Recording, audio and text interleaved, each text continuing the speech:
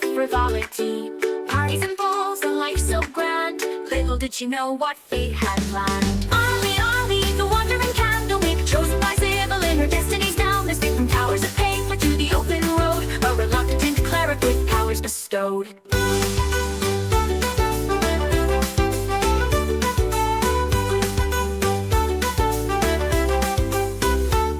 From luxury, thrust into robes, surrounded by tomes and dusty old globes. But Ollie's mind, sharp as a tack, mastered the legalese others did lack. Contracts and bylaws, she knew them all. Her litigious prowess made bureaucrats fall. In mazes of paper would she find a way to bend the rules and save the day.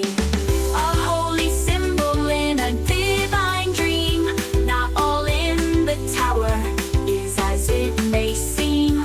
A true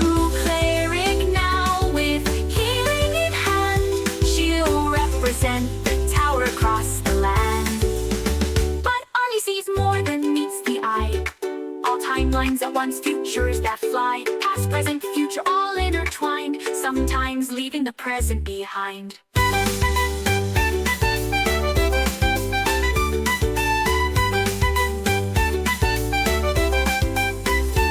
Ollie sees more than meets the eye. All timelines at once, futures that fly. Past, present, future, all intertwined, sometimes leaving the present behind.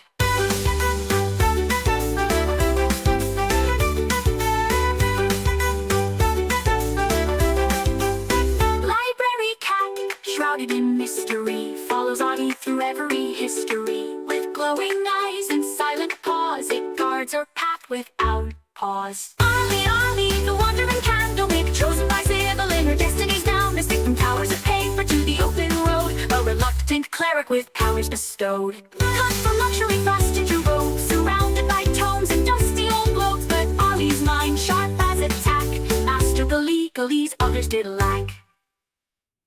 Oh, hoist up the sails, let the winds take a breath. For Thaddeus Turnpike commands his ship. A lord of the waves, a sailor so bold, with magical powers and a heart of gold. Behold, Thaddeus sailed the endless sea, with little Bubo as wise as can be. Through tempest and tide, they roam far and wide, the Turnpike legacy, their unfading pride. From the mighty Turnpike line he hails, with a lineage of captains braving the gales. A scion of seafarers fierce and grand, with the smell on his lips and the sword in his hand. Behold, Thaddeus, master of the spell, with little Bubo through heaven and hell. They dance with the stars, they flirt with the dew, their laughter echoes in the ocean's blue.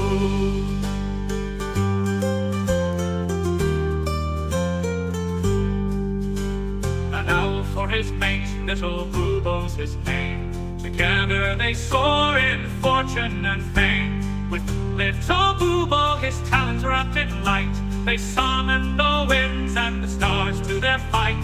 A curse of great power, a gift or a bane, Thaddeus wields it with little to fame. A rogue with a charm, a sailor with flair, he faces each curse with nary a care. Behold, Thaddeus, the sea's arcane knight, with little Bubo in the pale moonlight. Through whispers of magic and the salt-laden air, the Turnpike adventure none can compare.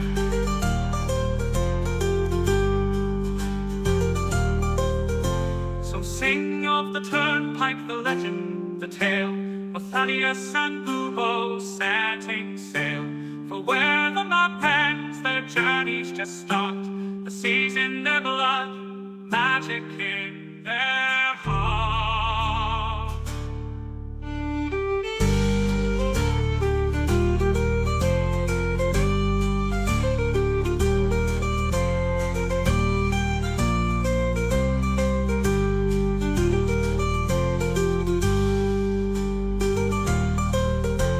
So sing of the Turnpike, the legend, the tale, of Thaddeus and Bubo setting sail. For where the map ends, their journeys just start. The sea's in their blood,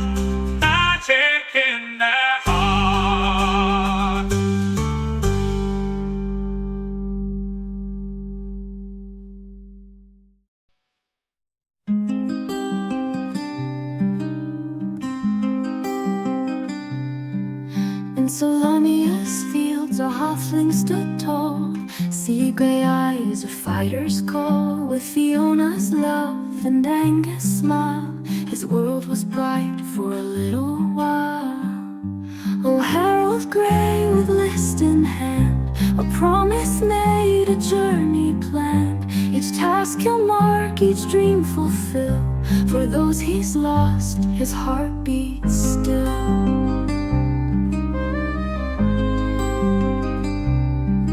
From Zakar streets to golden fields, their family loved the greatest shield. They dreamed of wonders near and far, and on a list beneath the stars. Oh, Harold Grey with list in hand, a promise made, a journey planned. Each task he'll mark, each dream fulfill. For those he's lost, his heart beats still. Young Angus fell on distant shore, while Fiona's kiss would come no more. A drunken noble, a vengeful blade, left Harold's world in darkness laid. But from his grief a purpose born, to honor vows that he had sworn. The list unfolds a final wish, a blade resisted a gutted fish.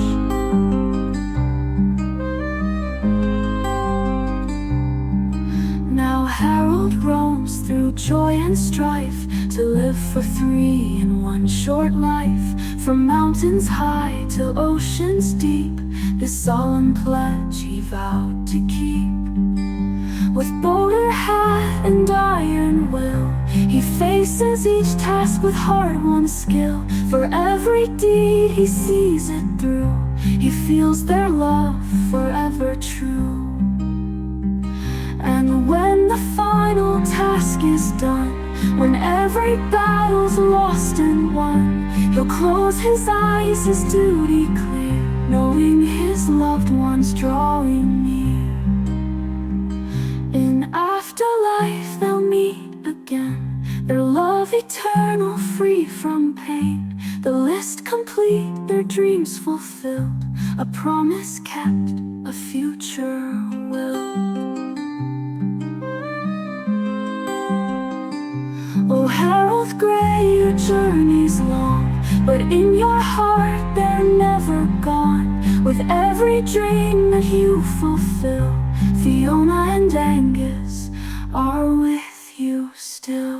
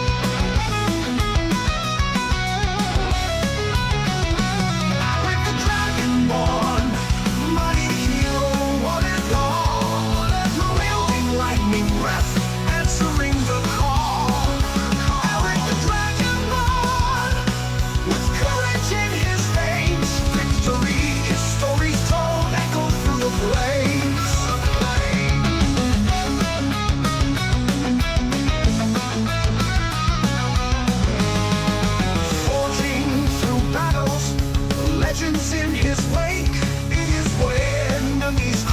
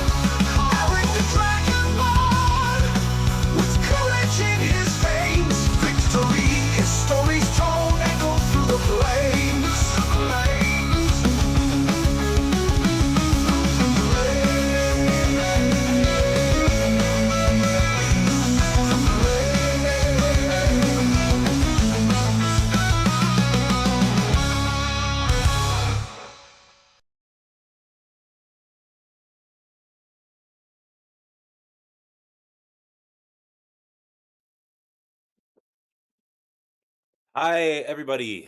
We are back with You Are Legion one shot, the one shot that turned into a four shot. Hope everybody's doing well. I am joined today by Claire playing the cleric Arlie, as well as Sam playing the wizard Thaddeus. We will be joined shortly by Sean Boyd. I have it on good authority. Um, Really, only because it's going to be hard to just wing this one without him. But in the meantime, I thought I would do a recap because quite a bit has happened. So, on this day, the party woke up in Calaman. The party found themselves in Calaman because the Knights of Solamnia were going to be having a ball to celebrate the defeat of Takesis and all the good stuff the party did. Of course, the Knights of Calaman had different. Those were the public-facing statements of the Knights of Calaman. In private, there was quite a bit of grumbling over the fact that the party had gone ahead and released all of the gods, except, of course, for Takesis, who is whereabouts unknown. Um, on that day, the party went to the ball and found that a trap had been set for them by the Lord Commander of the Knights of Salamia, Typhon. With their families at ransom, the party was forced to activate a time machine which threw them all back to the beginning of that day. Yes, the conceit of this one shot is a time loop. Get used to it. With that in mind, the party on the same day woke up and discovered some things. They discovered that the gnome Adelpho had built the time machine under duress. They discovered that if they were able to replace the power source for the time machine, which is Rosemary's head, with Takesis's gem in it, with the party's Legion head with an empty soul crystal in it, that it would not only shut down the time machine, but also absorb the energy of Takesis that had been harnessed by Lord Commander Typhon in order to empower his small army of constructs. Shortly after learning all this, the party was revealed and attacked by constructs and forced to activate the time machine early, shunting them back again to the beginning of the third first day. This day, however, was different than days past. Whereas before, the party knew that at least Darrett was their ally in all this. They went to visit Darrett in his quarters only to find that his throat had been cut. It would appear that either someone or something is also maintaining memories of the time resets and is working against the party's interests, or that things might play out slightly differently every time time resets. Who knows what it is? The party escaped the barracks and Thad was arrested and locked in a room proofed against scrying, teleportation, and all that wizardy trickery. Meanwhile, Arlie and Alaric went to visit Adelpho, but were refused entry to his workshop by a contingent of the Takesis empowered constructs of Kalaman. Before the game ended, Becklin visited Thad in captivity to gloat. Thad told Becklin that if it was ever a fair fight, he'd mop the floor with her.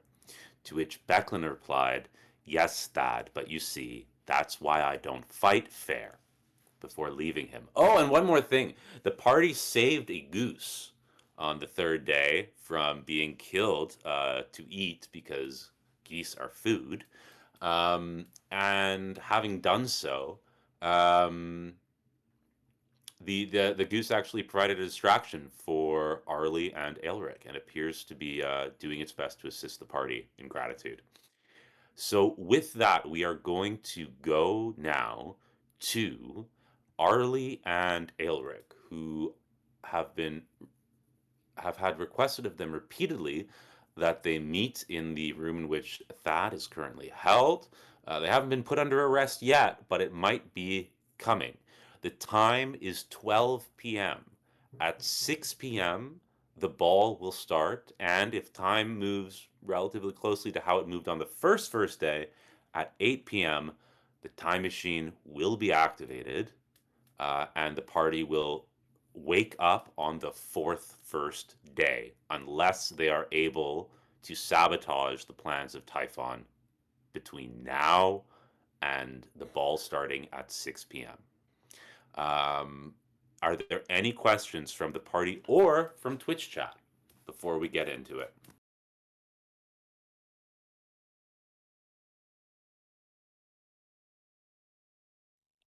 Just because I have a new microphone, I just want to see. Can you hear me? Can you hear me? Okay.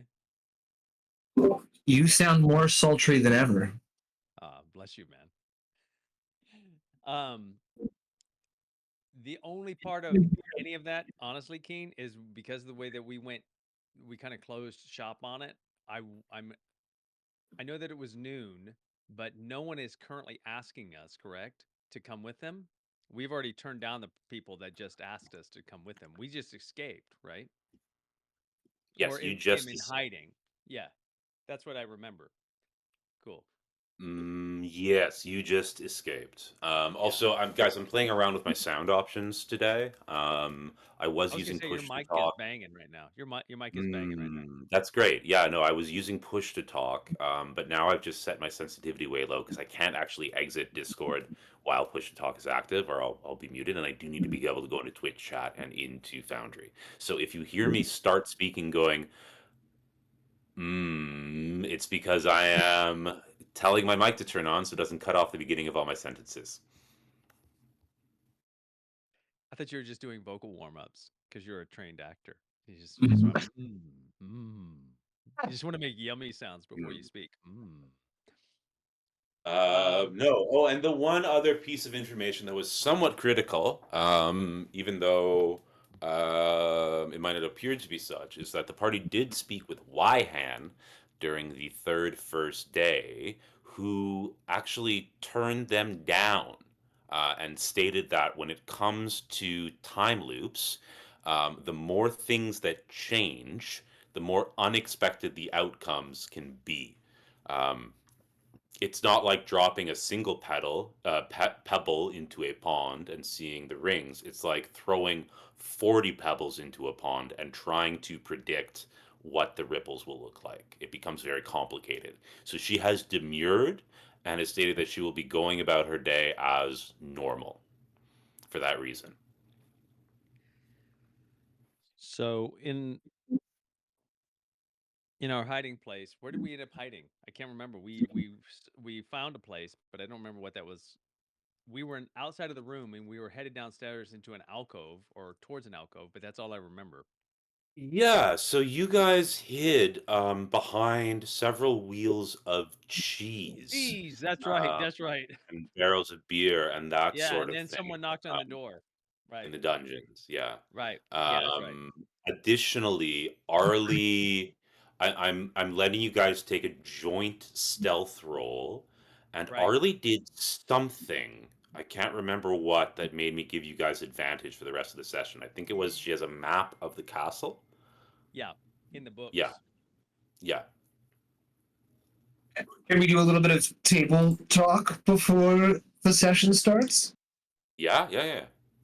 So, if we can't somehow figure out how to get this done now and set it up in a way that works, I think that what we need to do if we need to swap the heads is get to the fish and we get the rosemary head and we put the legion head inside and then we visit the Aldolfo after around 11:30 to get him to sabotage the machine. Then we can kind of just wait until the party. They turn it on. We're like, okay, yeah, we'll do it. Boom. We spring the trap. We win. Yeah, we got to get through this day first, though. Yeah. Yeah. So we might be able to figure it out today. I still I'm think gonna you try have. to bum rush Adolfo. I'm just gonna try Yeah, to make a beeline and try to bum rush, and even if it means like getting a little Marshall on the whole thing, just getting that, you know, getting that head in his hands, so to speak, and moving. I'm just sitting in prison. I know, buddy. There, I kind of want to get you out of there. Um, but I want to get this. Yeah, I want to get this Adolfo thing first. there is, of course, one wrinkle with that plan, which is that if the party chooses to take that route, um, Garrett will die, and he will not respawn. Come on, man. The way the current timeline is working out is that Garrett is found dead at 9 a.m. You guys, recently with his throat recently cut. Yeah, So you guys gotta turn that machine on, reactivate it. We gotta wake up and we gotta like run straight to Garrett in the morning. Like we cannot pass go. so we need to We send respawn. a sending as soon as we wake up that his life is in danger. So we just need to respawn. Yes, you need to respawn us so we Like don't right let now, we don't even need to try this thing with the trying to get this head into Adolfo's hand. If I'm understanding the Keen machine first. to reset. You guys can reset us with the machine. We actually don't know if we die. Like the machine needs to be reset somehow. Like that, it has to be turned. Just go turn on the machine. All right. We wake up. We cast sending to Garrett first thing in the morning. As soon as our sweet little Kinder goddess wakes up in the morning, we have her earn a spell slot to get that message. All right. Okay. So I think Aelric's. I mean, Aelric's on task right now, so he's gonna turn to Arlie. Wait, someone just knocked on. Didn't someone? Oh no, did they knock on your door, Sam? They knocked on your door. We're still in the cheese room. Yeah.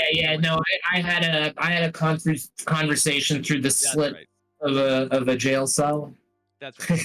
That's right. Okay, so after we've gotten collected and we've kind of got our wind underneath us and our feet underneath us, Aelric's going to turn to Arlie and just kind of without giving an order, uh, just can you get us out of here quietly, unseen? Eric, have you looked at yourself? I know. I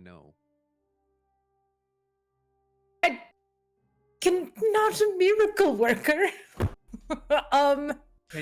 Can you get out of here quietly and unseen? Perhaps. If you had to lay odds, to borrow a term from Thad, if you had to lay odds, better than half? Arlie is going to open her spell book. And she's like, I'm just trying to see if there's anything that we can possibly. I mean, we can both misty step in a direction that we can see. I don't think that's going to be enough. What is the. Okay. Can you take the head to Adolfo and explain all of this while I create a nuisance? Okay. It's the best. Well, we can. Here's an idea. I can cast Arcane Eye, and then we can send the Arcane Eye out as a sort of scout. And if we time everything really perfectly, and we tiptoe, then once we're caught, we can do your plan. Then you should take the head. Okay. So, yeah. She'll put the head in her backpack. And so Arcane Eye, you create an invisible eye. It one action. I can move it. It takes my action to move it around 30 feet, and it lasts 1 hour. There's no limit to how far away from you the eye can move, but it can't enter another plane of existence. A solid barrier blocks the eye's movement, but the eye can pass through an opening as small as 1 inch in diameter. Okay, great. Okay. If we become discovered and we are forced, I will create an opening for you. And then hopefully the world doesn't end, and I see you at the next morning. That's This right. morning. And I'll see That's you right. this morning. And I'll see you this morning. Right. So she's gonna crack the door open an inch to send the eye, the floating eye that she has summoned, out ahead of them as a scout. Okay. So you send the eye out the door. It is a bit of a disconcerting feeling, a bit like when you slightly cross your eyes and suddenly see two images where there ought to only be one. And you almost feel like it's like that deliberate thing of when you push your eyes out of focus, or when you look at one of those optical illusions where it's like, it's a duck, no, it's a rabbit, no, it's a duck, no, it's a rabbit. And you can just force yourself to see it one way or another. And suddenly your vision resolves as though that was the natural way that things ought to look. And so it is with some concentration and a furrowing of your brow that the arcane eye makes its way into the hallway and heads towards Adelpho's room. Not 10 feet from the location that you are, the eye turns a corner and looks down the passage straight towards Adelpho's lab and sees Typhon as well as 4 constructs of the Knights of Solamnia leaving the workshop and heading on a route that will take them past the door that you are, the room that you are hiding in, but also out of the dungeons altogether. So, fingers crossed. 1 construct of the Knights of Solamnia remains stationed outside the lab. What do you want to do with the eye? She's gonna leave it watching that one construct that's stationed there. She's gonna relay everything to Aelric. And like, so we might need a diversion for that one. If he's still there by the time that we arrive, then he's all yours.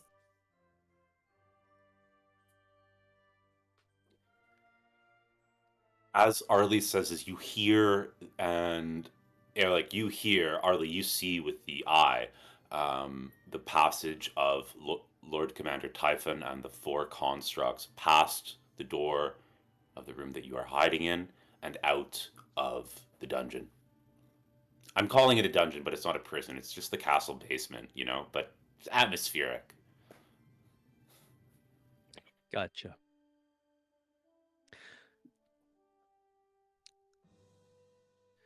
So after some time goes by, I think we're going to just hold in place for a moment. Aelric is just holding the stop sign, right? To get as much distance between the group that left and the basement entrance.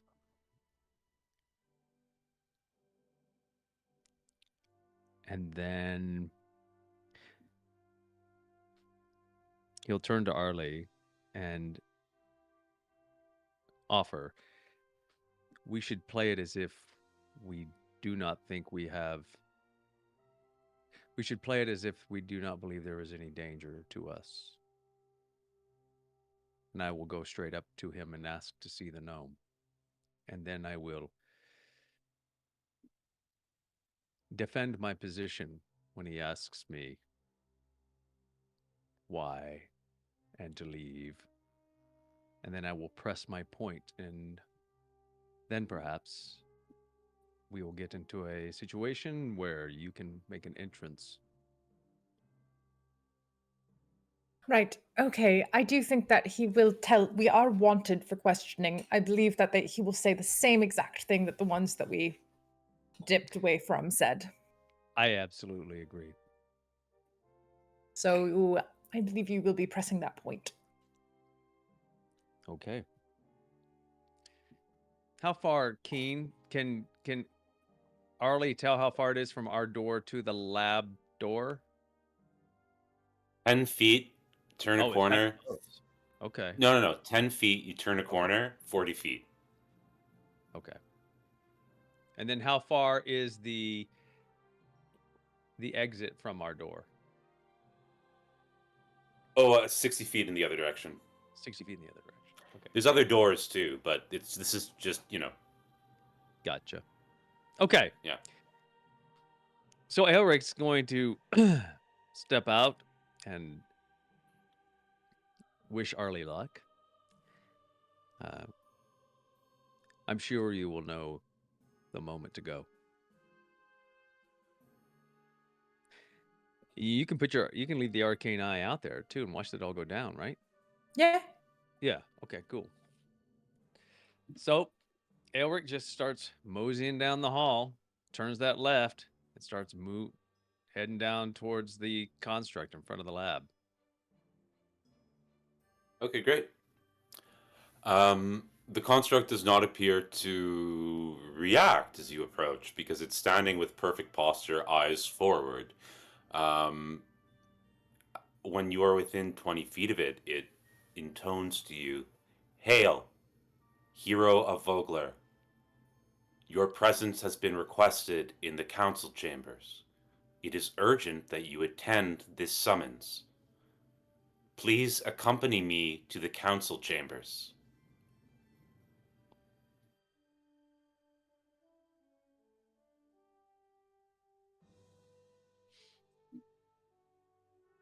You are going to guide me to the council chambers. Your attendance to this summons is the utmost priority. Lead the way. You see its head goes to the side and its eyes go from the light that sort of shines in them in that robotic way, dim for a moment. It mutters, conferring. It takes a long pause, then its eyes light up again. Confirmed. Please follow me. And it begins to lead you out of the dungeons. Fantastic. I didn't have to press the point. I didn't have to do anything dramatic. Fantastic. Great. Elric just falls in line and just starts marching past Great. the hallway and out the thing, just following in as a good soldier would. Great. Cool. Arlie, you hear the clompy clomp clomp of a 600-pound construct and a 500-pound dragonborn. If I recall correctly. That it's closer to 1100. It's 1,000. Closer to it's like 1100. 1,090. Okay. Yeah, it's quite. Yeah, you hear clompy clomp as they go by the door. Yeah. And I suspect you go out, right?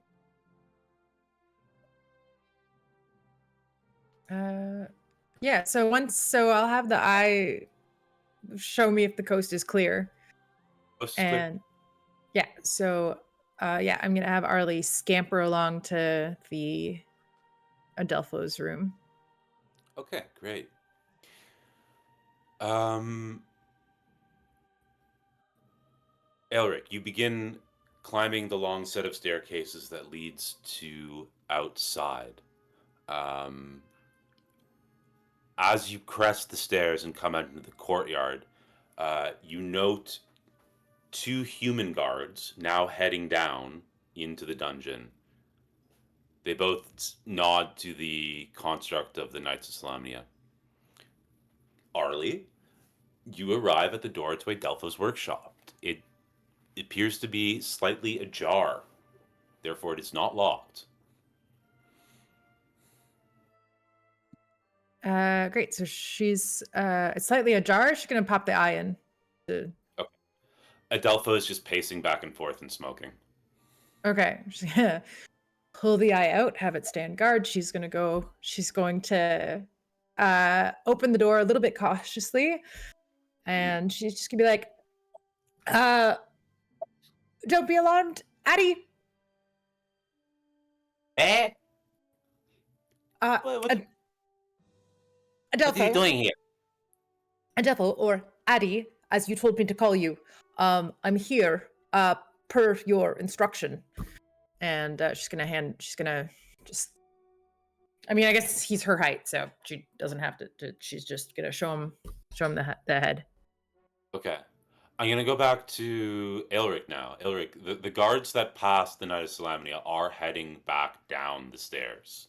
You assume that if you want to make a perception check or anything like that, you can do that.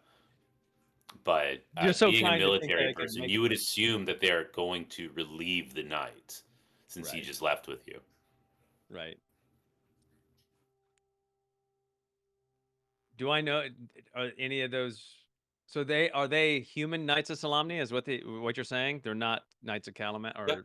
soldiers of Calaman? Okay. Yep. And where is the mechanism is right in front of me? What mechanism? The construct?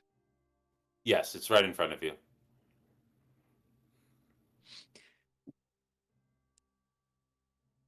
I dragon breath the construct. Okay. Things begin happening very quickly. What I am going to do is I am going to go between the dialogue that Arlie is having with Adelpho and the violence that Aelric is having with the construct and the guards. I will take as many beats of violence as there have been beats of dialogue. This is going to be largely theater of the mind.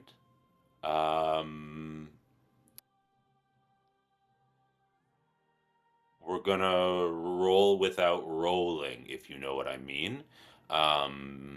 Because I don't want this to turn into a half-hour scene and we're balancing it with dialogue. One thing I should ask you, Aelric, when you dragon breath this guy, what kind of element do you use? I only have the one when I breathe my dragon breath. It's electricity. Okay, that is fortunate for you. Yeah, that's why I chose to do it. Yeah, Arlie. Adelpho looks at you. What are you doing here? It's not safe here. Oh, I know. So you must replace this head. This is the one that you must replace the thing with. Or maybe I'm confused about what I'm supposed to be doing because we actually don't want this. We actually don't want that. We want the data reset, right? So that we can save Darrett. So we actually don't want to give it to him. Okay. So Arlie's gonna be like, actually, I'm going to do the same thing, but not today. And she puts the head back in her bag. You have both heads, I believe, Arlie. I am under. I thought that. I thought that we the had game was we about had to switching roll- them. Well, we have to make sure he doesn't put the Legion head in, or that we thought we didn't, but now we have both heads. Now we do want him so we can reset, so we can save Darrett. So the critical Arlie- piece that was given to you guys by Adelpho the first time you ran into him, and the reason that you didn't switch the Legion head for Rosemary's head the first time you saw him, was that the machine needs to be in range of the constructs in order to depower them. So if you turn the machine on when the constructs aren't in range, like nothing will happen, and the machine won't work. But the problem is that you still have Lord Commander Typhon, you still have 50 or so Takesis empowered constructs running around. The threat isn't neutralized. The only opportunity you have to do that is during the ball. So you need to get this machine on with Legion's Head in it during the ball, because at that point all of the knights are present.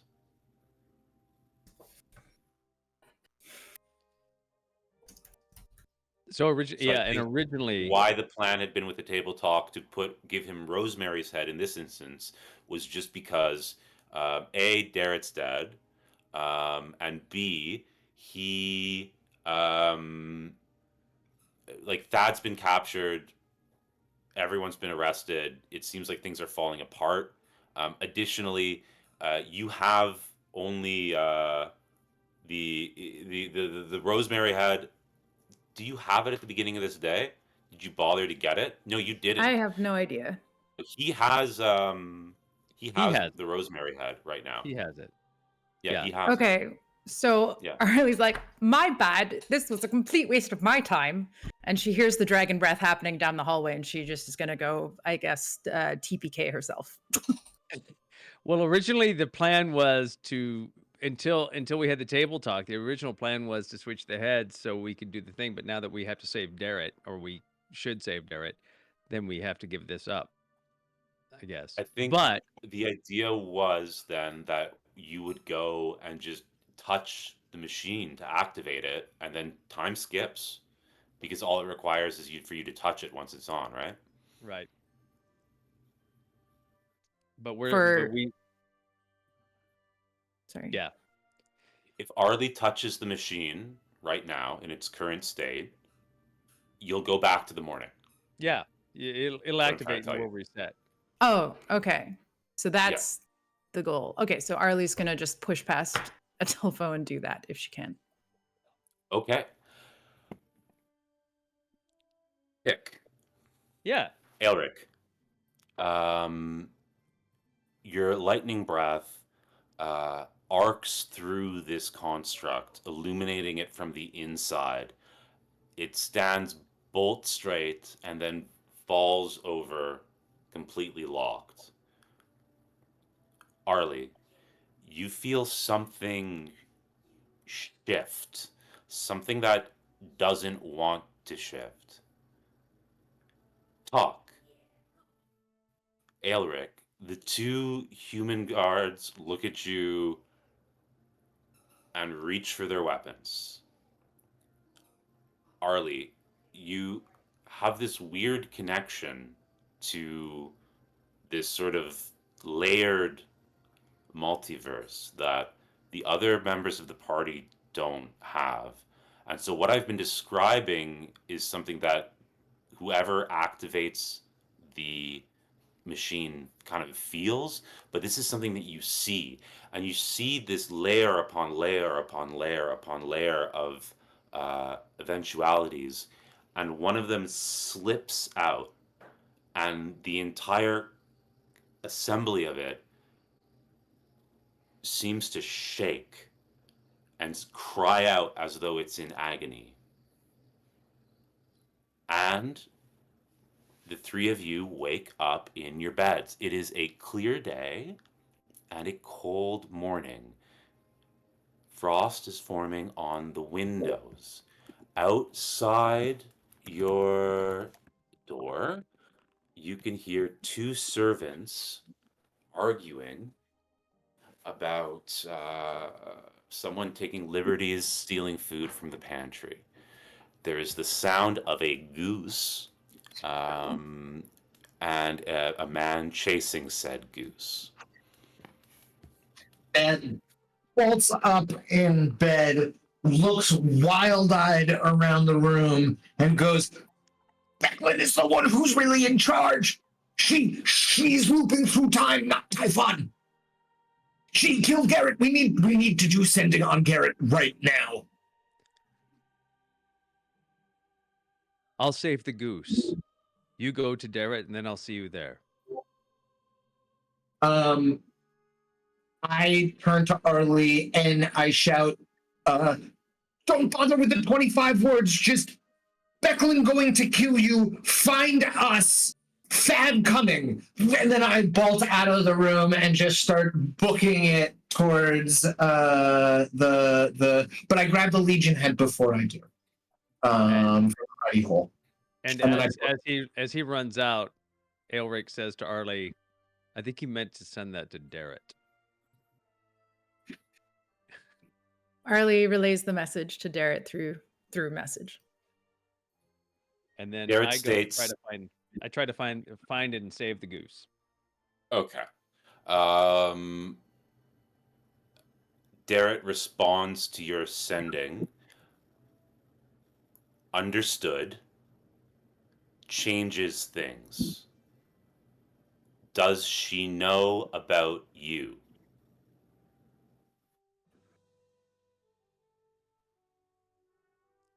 I can look up if message it will let. I don't think I can just. I think I have to cast it again in order to send the next message. Can I do an insight check to see if Arlie can deduce who she could be referring to? Well, the message that you sent was Declan Yeah. skipping time and is going to kill you. So I won't make you roll. He was referring to Declan because she was the subject of the message that you sent. I told you Declan is because Thad shouted a bunch of incoherent nonsense as he was grabbing the head, but it was Declan was the only one who was close enough to be affected by the time loop blast that we all experienced. She taunted me in the cell. Typhon wasn't close enough. She's the one who killed Garrett,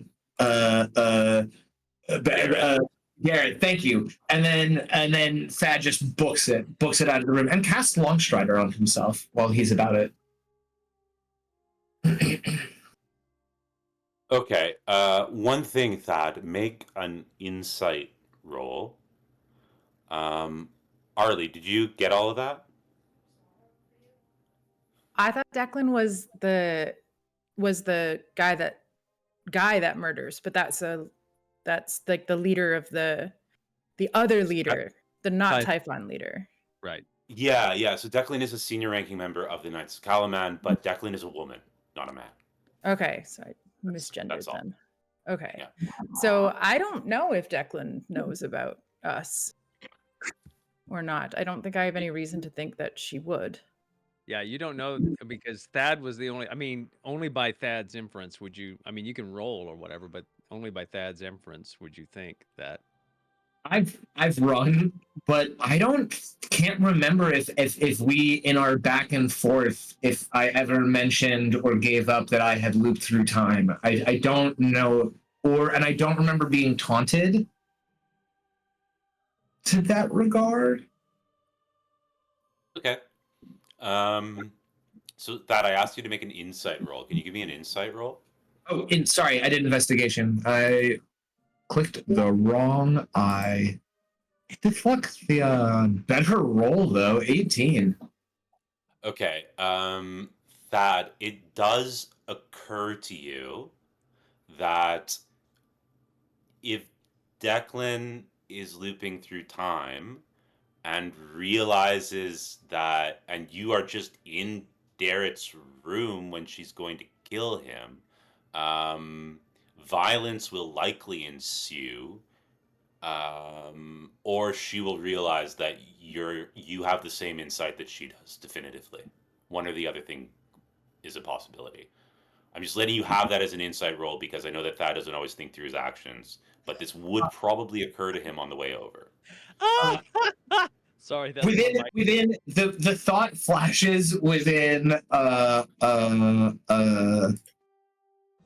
120 feet of the room, and I quickly come back and I point back as this thought strikes, and I point my staff in the general direction that I think Arlie is. And I don't know why I do this hand sign, but this is what I was taught. And I cast message on Arlie and I whisper, "Have him meet me at gates." And then I make my way to the gates. Okay, sounds good. Elric, you find the goose standing its ground in a corner, hissing at a chef brandishing a butcher knife, who is trying to get a handle on this goose. Geese are huge. I don't know if you guys have native geese down in Las Vegas, but up here we do, and they attack children. Um, there's always an urban rumor that they'll kill a dog. They're fucking scary birds. What do you do? I'm gonna try the same tactic, I guess, but I'm gonna be alone. So and the chef still there, right? Yeah. So I mean, I'm gonna do the same process. I think I'm gonna go with intimidation on the chef and then persuasion on the goose. Okay. I'll just let you succeed at both because I like that you like this goose so much. The chef fucks off. The goose bows courteously to you and then waddles after you, following you back to your room. Oh, I didn't even. Yeah, that's nice. We've grown. We've matured. Awesome. So Arlie, we you get back. receive. Yeah. Sorry, go ahead, Elric. No. Go on then. Arlie, you receive a sending from Thad. It states, "Tell Darrett to meet me by the gate."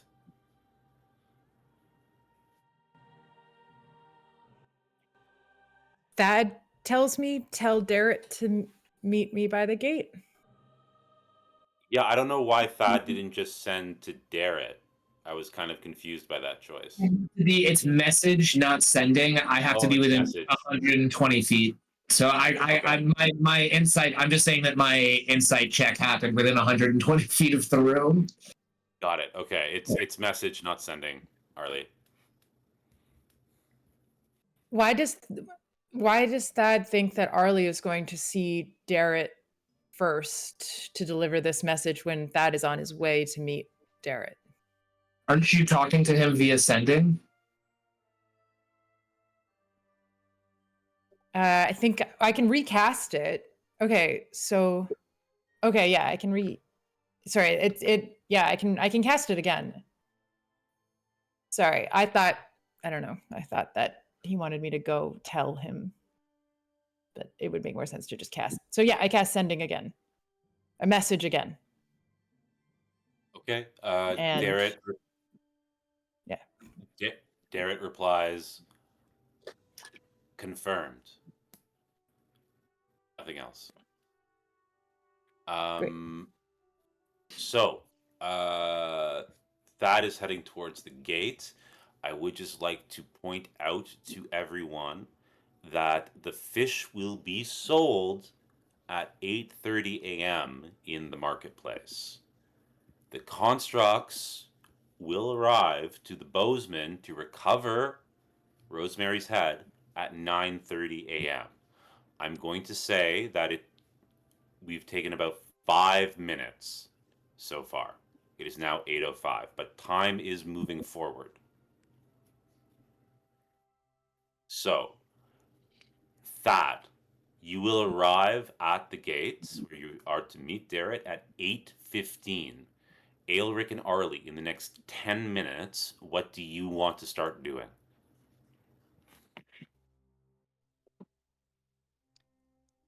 Well, once the goose is secure in the room, I mean, Elric he doesn't know yet, so he's going to assume that we need to get to Darrett's. So that's what he's going to say. So we're going to so he gets the goose in the room, and then he says to Darrett's, and then he starts walking out. Okay, Arlie will follow him.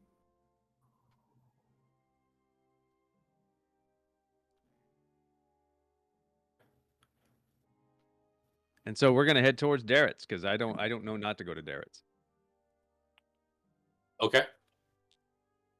Go to Darrett's either. Because we know the same things.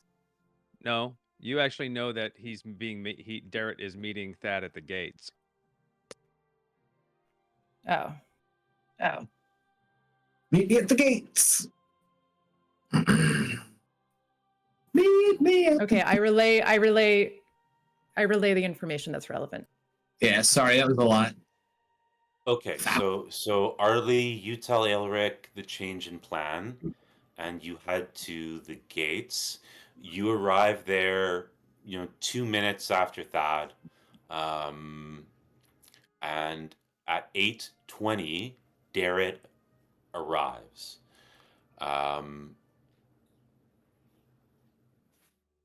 Sorry, just a moment. 8:20.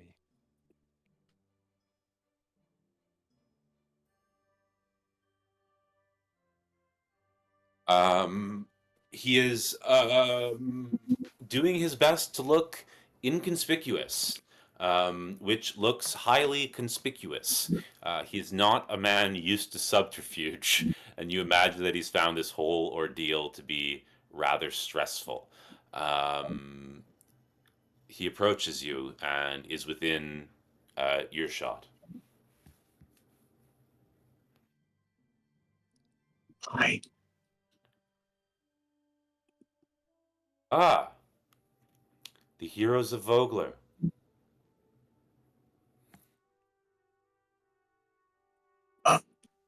Yes, do you feel safe talking as we show you the goose in our room, or would you prefer to wait to see our goose? He looks around quickly. We're in a busy street.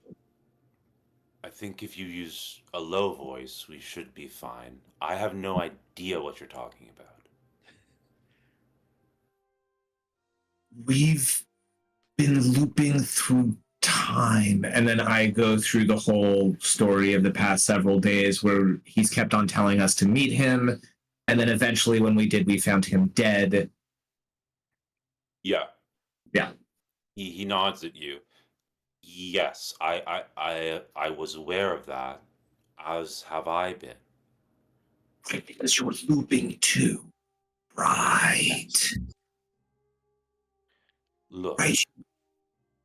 in an hour, not even that, in half an hour, I must report to go on a patrol. During this patrol, I will go to the Bozeman to recover Rosemary's head. There anything important that I must do in the meantime, or else I must leave to maintain appearances? I whip out Legion's head and I say, is there any possibility that when you collect the heads, you can swap out the one that you find for this one?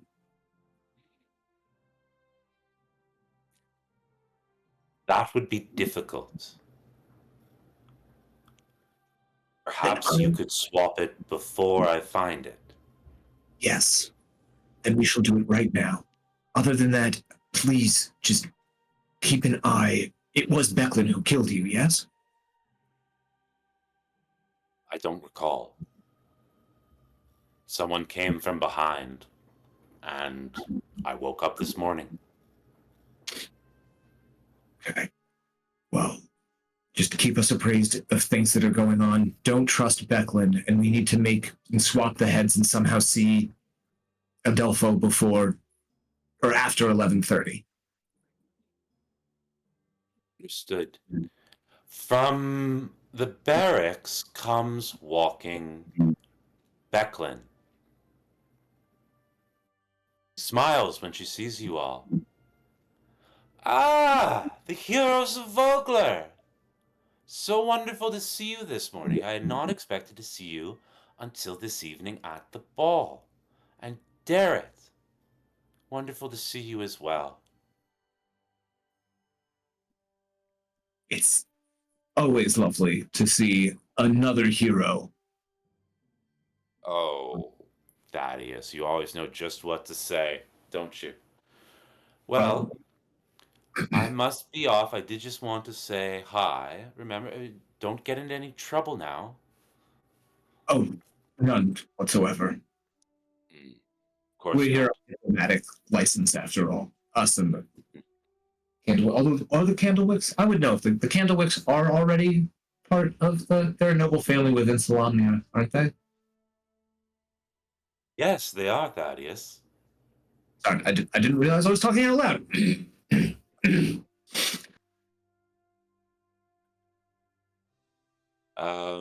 Becklin nods to all of you and walks off towards the interior castle grounds.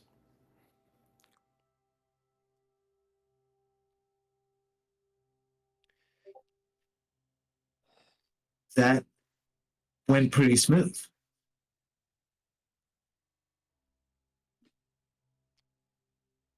If she killed me, it's because she knows that I'm looping. Is She there may any, not know that you are looping. we should try and keep it that way then, and watch your back. And is there any other information that you can give us? I'm Where will you be stationed at around 4:30 p.m.? Do you remember on the first loop? I will be guarding Adelpho in the room under the ballroom where the machine is being staged or will be staged. Typhon did so enjoy his theatrics. Well, if you were not murdered by then, the two of you can talk. Hopefully, we'll have met with Alonzo by that time, and you can tell him that you are too privy to the plan. Of course. Then we shall anon to swap these heads. Be quick about it. Forsaken Kender, big guy. So we're off to the bar, right? Yeah, I think I think with the timing of everything, it makes more sense to go to the swap there. Then nobody knows that we don't have to sign our names for paying for the fish. Nobody gets alerted to anything weird, right? If we can just get to the tuna first, we can just pay off the bar. The bar loves Harold. No. No, I'm with you 100%. I mean, there's no other way to get no other way to switch the heads before they pick it up. If we're listening to Darrett, that's what he said, right? Yeah. So No other way that you know of. yeah, the Certainly. only way that we know of. I mean, otherwise we're gonna have to do some sort of weird thing like what we were just trying to, but the stupid room is guarded. It's too conflated, and there's too many moving parts there. So this is the least amount of moving parts. So let's try that. We'll go to The one thing that I say is I don't want to be too conspiratorial or too overthinking this party and DM, but hopefully Adolfo will recognize that. Like I assume that Adolfo assumes that he's getting Rosemary's head, and Adolfo will know the difference. I don't know if Typhon will know the difference, or they even know which head that they're gonna get. But like, hopefully, something doesn't break by doing this. I guess in terms the of only getting thing. information. I mean, we could try to, after we make the change, we could try to get to Adolfo and try to just read him in on the plan. But we that we have to. but we have more time for that. Let's just get to the bar and switch the head. Sure. Yeah. Okay, great. So what are you going to do? There was a lot of talk. What's the We're going to the decision? bar. Heads. Going to the Bozeman. Okay. You arrive at the Bozeman at, let me look at my timeline here. I'm going to say that conversation lasted until 8:30. You arrive at the Bozeman at 8:45, just as the dwarven chef is coming inside lugging a massive tuna. Arlie, do you think that you can help that man carry that tuna to the kitchen? Yes, Thad, I can do that. And so Aelric goes over to the guy carrying the tuna, and as cordially as he can, although let's be honest, he's got a pretty good charisma. I mean, what is his charisma? 16. Insists out of, in a way that Thad would do it, the best version of Thad's insistence and charm as Aelric can muster about wanting to take the fish off of his hands to help him out. Please, let me take that from you. Let me finish the journey for you. I can carry the fish myself, and I'm not paying you for shit. Oh, no, we would like to pay you. Eh? But we'll explain more when we carry your fish to the kitchen. Well, if you're gonna pay me, I suppose. I don't think you'll get too far carrying the thing, and I can run real fast, so you watch it. Thank you, sir. And he hands you the tuna. And Aelric does his very best job to look like he's never walked into the back room with the fish before or anything like that, but does walk, through the bar, into the bar, and hopefully into the kitchen. In The Soto, barkeeper gives the three of you a nod as you come in. It's still quite early. The morning crowd hasn't really arrived yet. You're usually at the Bozeman a little later than this. They're not quite open yet. how many gold coins do you have on you, Arlie?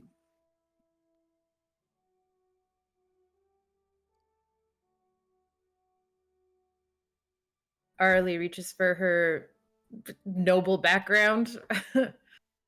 Her We got family money, obviously, yeah, right? We got like coin pouch, don't we? the right amount for a candle wick, but also the right amount for the cleric's tower wandering cleric.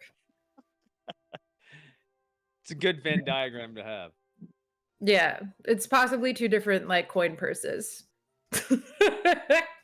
One's for show and one's the real deal. We have enough to cover any bribes then. I should hope so. Wonderful. Once we're in the kitchen, I'm just gonna drop all that high-minded stuff. I'm gonna wipe my eyes a little bit and I'm gonna look at the dwarf and I'm gonna be like, this is going to sound crazy, but I'm willing to give you 3 gold coins if you tell a group of guards that are going to come here within roughly half an hour or so that the head that is inside of the fish that you were about to cut open is in fact this head. And I pull it out of the bag and I look at him.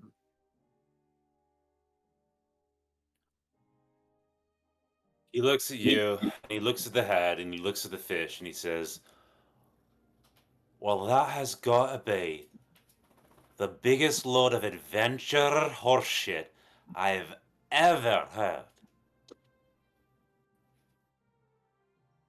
Arlick, 3 gold? And you expect me to put up with your little adventurous schemes for only 3 gold? I know how much money you have on you.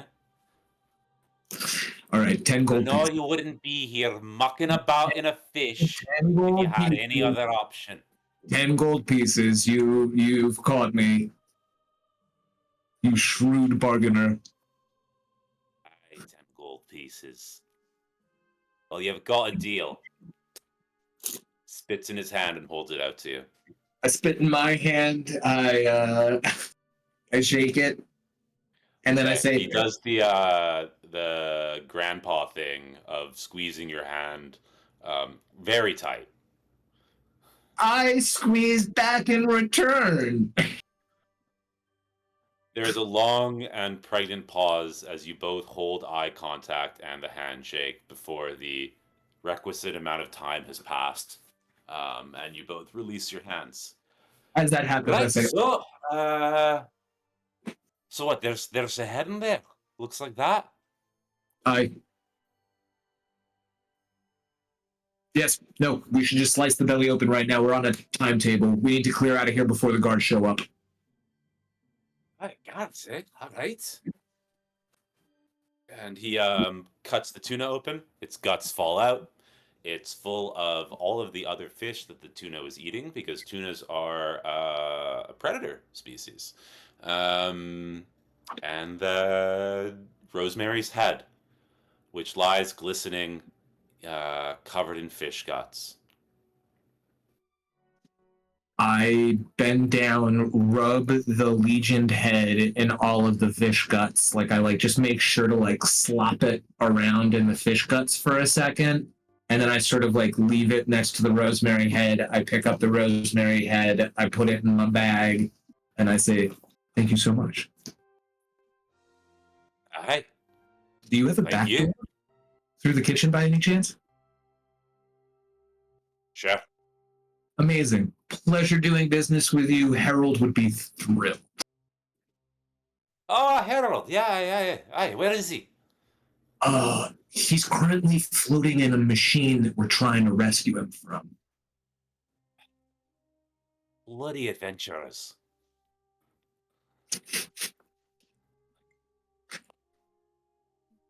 And I guess we all head.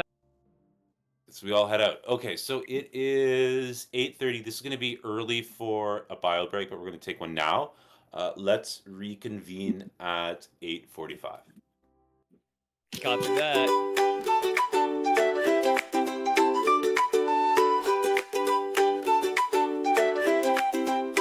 In Candlewick Manor, born to nobility, Ollie danced through life with frivolity. Parties and balls, a life so grand. Little did she know what fate had planned. Ollie, the wandering Candlewick, chosen by Sybil in her destinies now. Mystic from towers of paper to the open road, a reluctant cleric with powers bestowed.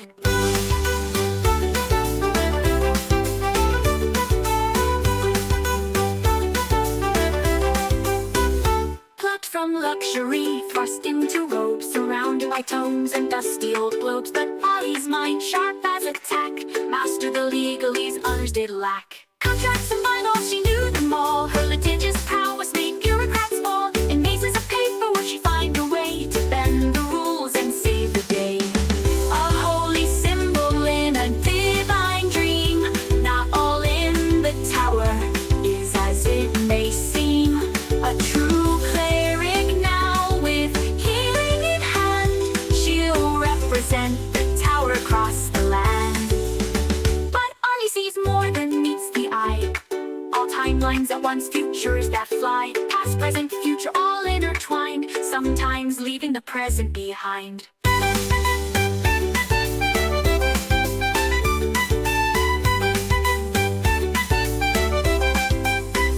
But Ollie sees more than meets the eye. All timelines at once, futures that fly. Past, present, future, all intertwined. Sometimes leaving the present behind.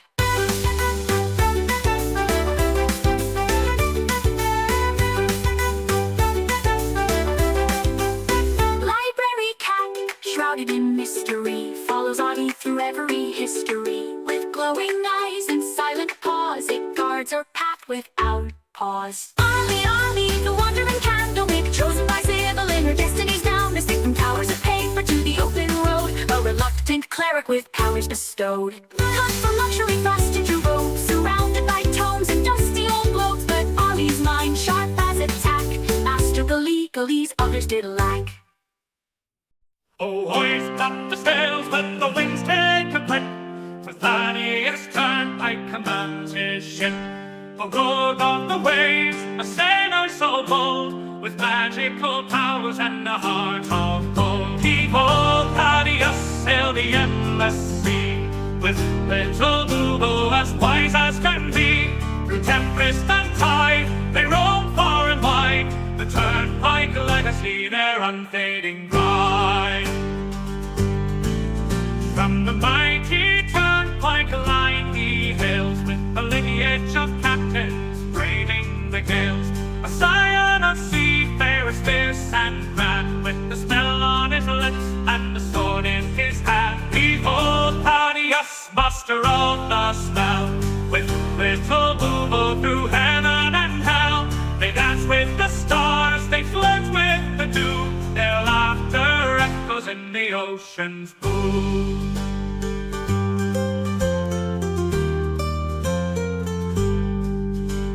An owl for his mate, little Boobo's his name. Together they soar in fortune and fame. With little Boobo, his talons wrapped in light, they summon the winds and the stars to their fight. A curse of great power, a gift or a bane, Thaddeus wields it with little to fame.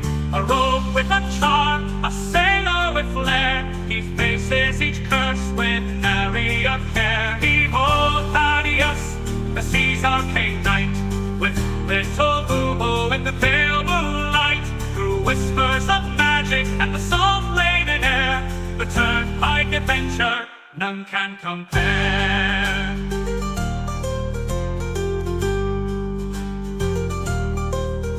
So sing of the turnpike, the legend, the tale of Thaddeus and Boobo setting sail.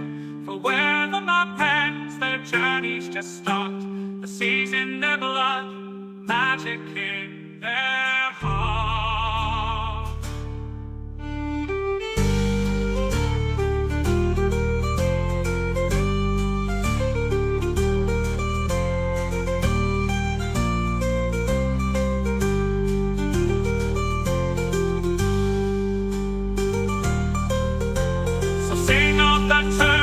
The legend, the tale of Thaddeus and Boobo setting sail. For where the map ends, their journey's just start. The sea's in their blood, magic in their heart.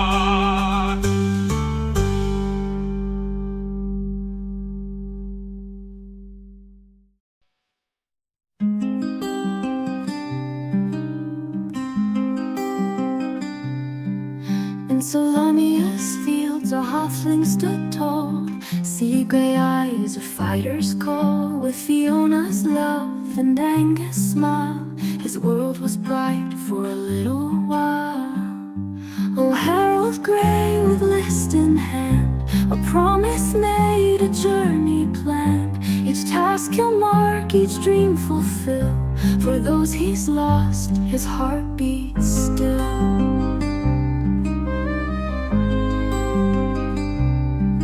From Zakar streets to golden fields, their family loved the greatest shield. They dreamed of wonders near and far, penned on a list beneath the stars. Oh, Harold Grey with list in hand, a promise made, a journey planned. Each task he'll mark, each dream fulfill. For those he's lost, his heart beats still.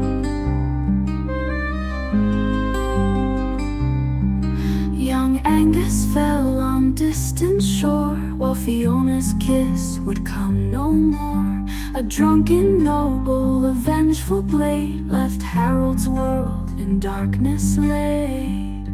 But from his grief a purpose born, to honor vows that he had sworn. The list unfolds a final wish, a blade resisted a gutted fish.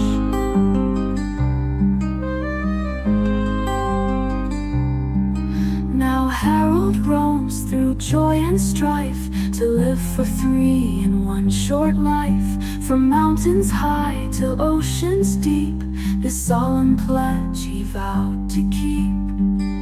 With bowler hat and iron will, he faces each task with hard-won skill. For every deed he sees it through, he feels their love forever true. And when the final task is done, when every battle's lost and won, he'll close his eyes, his duty clear, knowing his loved ones drawing near. In afterlife they'll meet again, their love eternal, free from pain. The list complete, their dreams fulfilled, a promise kept, a future will. Oh, Harold Gray, your journey's long, but in your heart they're never gone. With every dream that you fulfill, Fiona and Angus are with you still.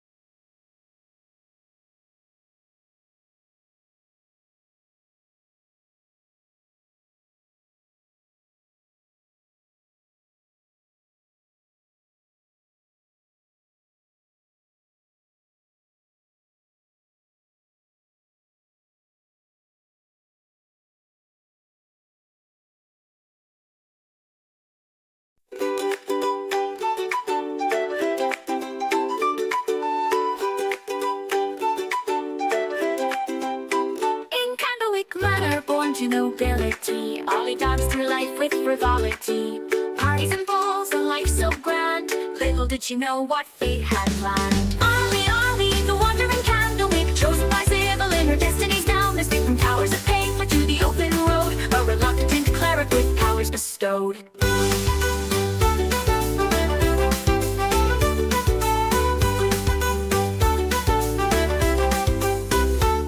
From luxury, thrust into robes, surrounded by tomes and dusty old globes. But Ollie's mind, sharp as a tack, mastered the legalese others did lack. Contracts and bylaws, she knew them all. Her litigious prowess made bureaucrats fall. In mazes of paper would she find a way to bend the rules and save the day. A holy symbol in a divine dream. Not all in the tower is as it may seem. A true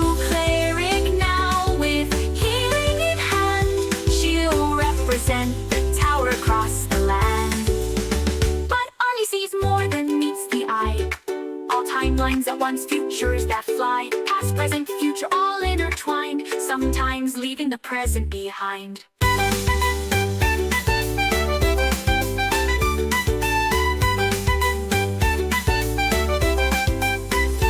Arlie sees more than meets the eye. All timelines at once, futures that fly. Past, present, future, all intertwined. Sometimes leaving the present behind.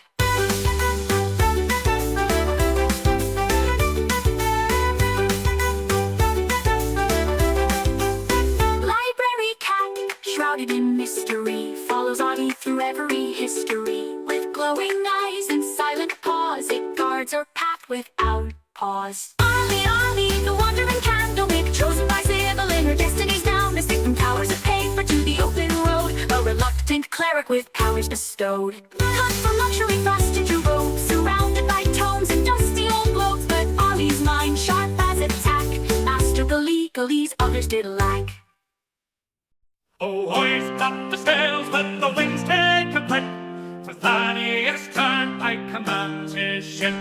For good on the waves, a sailor so bold, with magical powers and a heart of gold. Behold, Thaddeus sailed the endless sea, with little Bubo as wise as can be. Through tempest and tide, they roam far and wide. The Turnpike legacy, their unfading pride.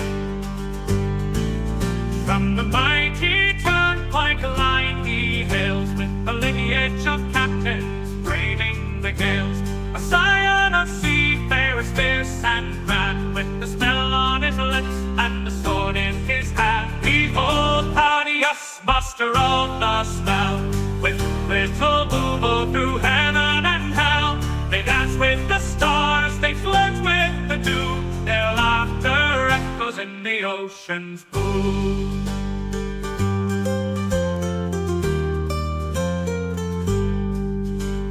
Now for his mate, little Bubo's his name. Together they soar in fortune and fame. With little Bubo, his talons wrapped in light, they summon the winds and the stars to their fight. A curse of great power, a gift or a bane, Thaddeus wields it with little to fame. A rogue with a charm, a sailor with flair, he faces each curse with nary a care. Behold, Thaddeus, the sea's arcane knight, with little Bubo in the pale moonlight. Through whispers of magic and the salt-laden air, the Turnpike adventure none can compare.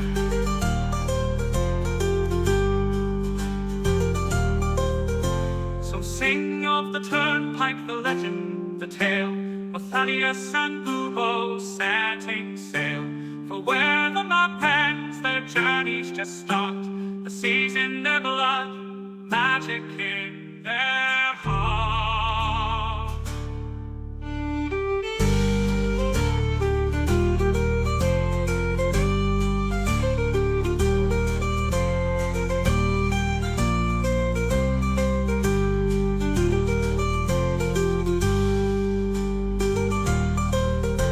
So sing of the Turnpike, the legend, the tale of Thaddeus and Bubo setting sail. For where the map ends, their journey's just start. The sea's in their blood,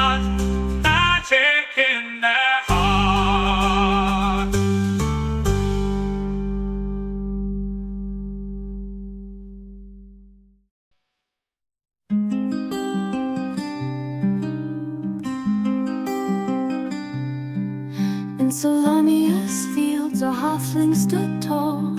Sea gray eyes, a fighter's call. With Fiona's love and Angus' smile, his world was bright for a little while. Oh, Harold Grey with list in hand, a promise made, a journey planned. Each task he'll mark, each dream fulfill. For those he's lost, his heart beats still. From Zakar streets to golden fields, their family loved the greatest shield. They dreamed of wonders near and far, and on a list beneath the stars. Oh, Harold Grey with list in hand, a promise made, a journey planned. Each task he'll mark, each dream fulfill. For those he's lost, his heart beats still.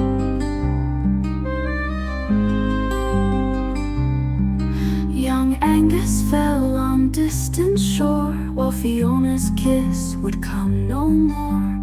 A drunken noble, a vengeful blade, left Harold's world in darkness laid. But from his grave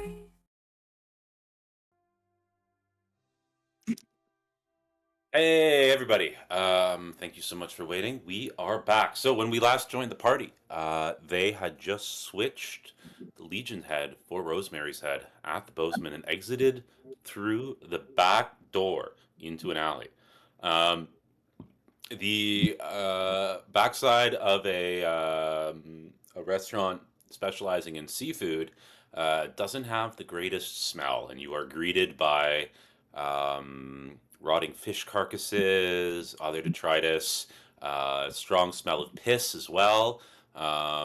You have the impression that people might piss, there isn't really a washroom in the restaurant, so people probably just come around back. It's the medieval times. What do you do? I mean, considering that everything seems like taken care of, I think that Dad would start leisurely walking, and then he would ask them as we're walking back towards the castle, well, since we don't have anything to do till 11:30, what help did Wyand give? None. She knows that we're looping. She knows that there is a loop. She is unwilling to help. Are you sure that you two are friends? Are you possibly enemies? Or did you sort of insult her at some point? Or take her out to dinner and not call her back? Because that was really the vibe that she gave. Well, she is a black robe, which is technically an evil magic source, so I don't really know if Wyand's friends with anybody per se. But they're important to keep around for the balance of everything, and they enjoy working within the system. The only information she gave us that was new was every time we change something, there was a greater chance that everything will end. So as we continue to change, there is a higher chance that we will not come back. I mean, she says that. How do we know she's not just saying that so that we don't just play with time itself? Yes, well, shoot. Should we just... Do you guys want to go directly at 11:30 to Adolfo? No. Okay. No. When should we go? While you were in prison, we made a trip to Adolfo before we came back today. There will be an amount of time where Typhon and 4 of those constructs come out. They will leave 1 guard. So we will need to give them time to get out of the... We were there around noon. So we have to go sometime around 1, maybe? Anytime after noon. What do you guys want to do till noon? That came off so swarthy, dude. Chances are we fail again, so, nothing really counts, but we should act like it counts. I think it might be beneficial to change as little as possible from here on out. Good idea. We should just Lay low, act normal. yes, lay low and act normal, play politics. Well, let's go do that. Believe that all of my cousins will be drinking at, and then Arlie names like some sort of like cocktail bar, some sort of medieval cocktail bar that's open. I don't know. We should go. The Kalamon Rich brunch experience. Yes. Yeah. Exactly. The risk of going there is that we will not be able to leave on time to get to the gnome. That is indeed a risk. One that we must take.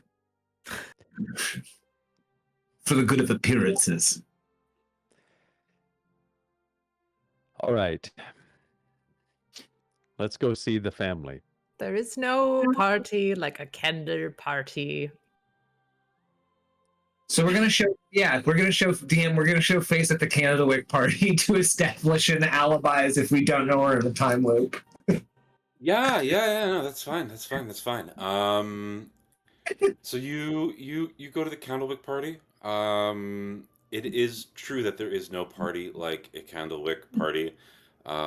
Several members of Arlie's family are already asleep, which you are informed 11 a.m. Like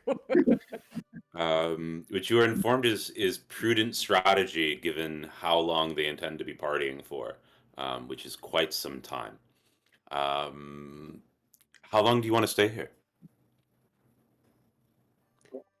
Oh, also, it looks very similar to, you know, when Arlie casts Spirit Guardians and they all party and dance around. It's just like, you're like, this deja vu. I've seen this before somewhere.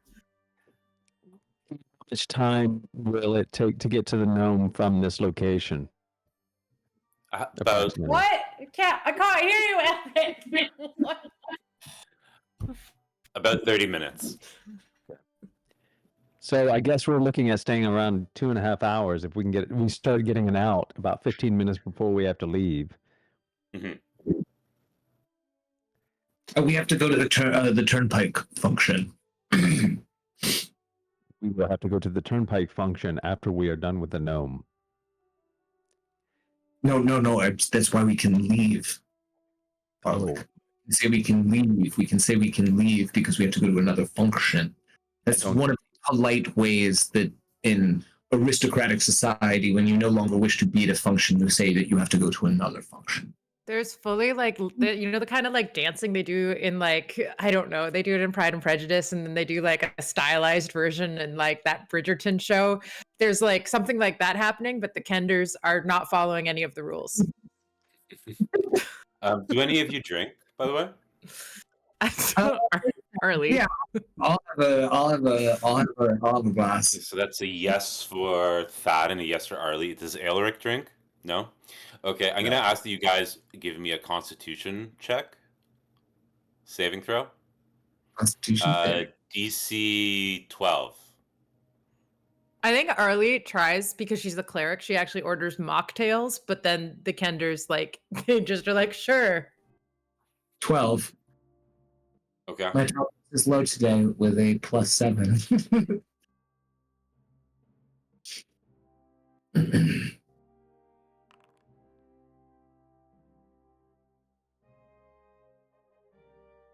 So you both roll a 12, you both pass. You've got a buzz on, but I'm not gonna penalize you for being wasted or anything.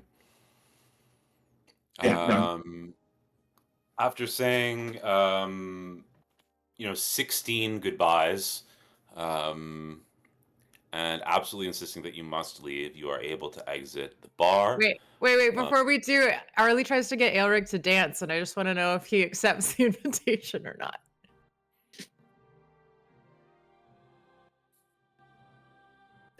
Sean's muted. Roll persuasion. and I'll roll persuasion, and we'll just see.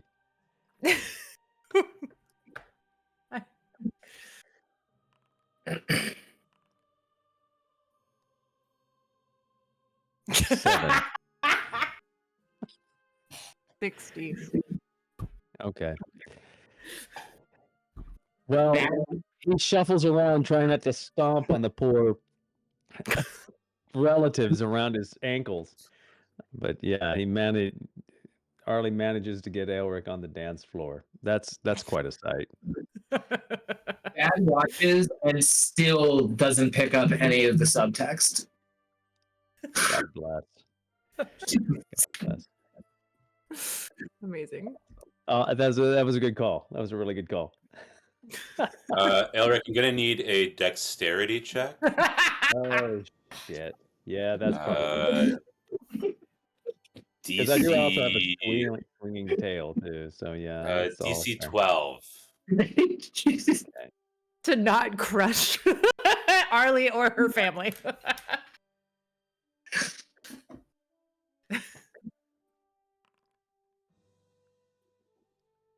21.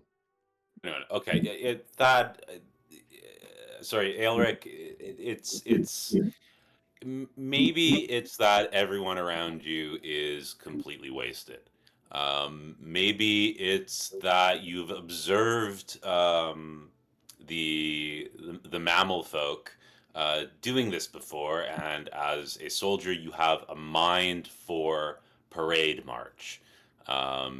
You understand bodies moving with rhythm through space, but just of a very different sort. You're able to pull it off without your tail comically knocking anyone over or stepping on Fantastic. anyone's toes. Fantastic. It could Yeah. be that Arlie is just a really good lead. Could be that It too. could be. It could be that too. We'll never know. We'll never know. It was a a collection of influences. All Yeah. right. So I guess we're gonna be head towards the downstairs. On your way to the dungeons, you pass Wyhan, who appears Jesus. to be out running errands. Good day, Master Wyhan. Oh, hello, Thaddeus. I see you. And she just continues along her way. Oh, so awful. Thad's little tipsy, fun sauntering kind of. Thad goes from sort of doing like a laid back walk to sort of like a hunched over walk.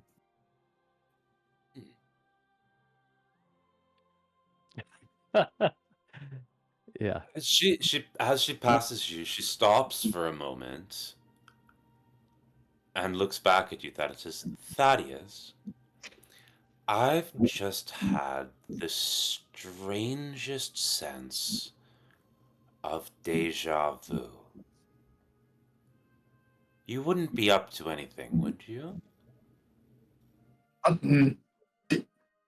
Deja vu implies that you've experienced this before, and Master Wyhan, I can assure you that I have never experienced this before. Very well. See that you don't. And she leaves. You don't?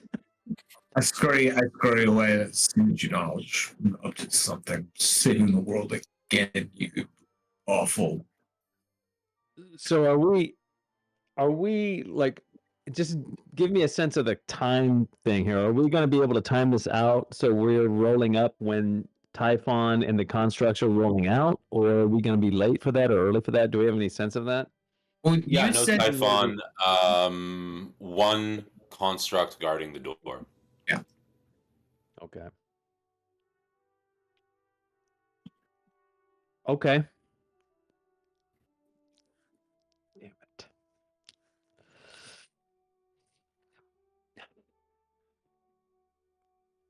I know how we can get past, but it would be a problem. So I am up for other.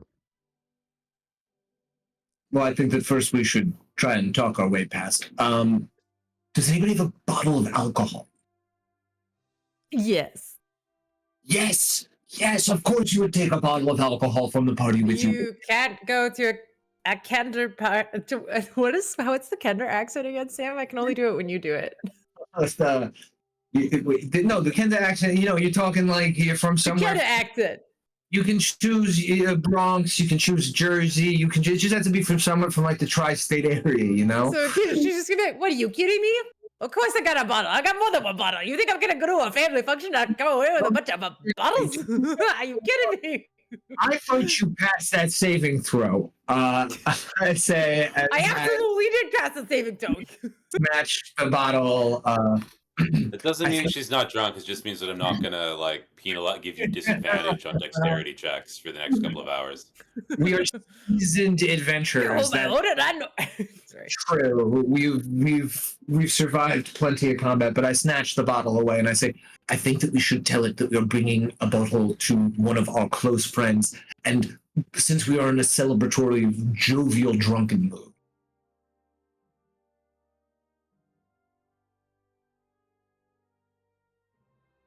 I think it's a great idea. Who are we bringing the bottle to?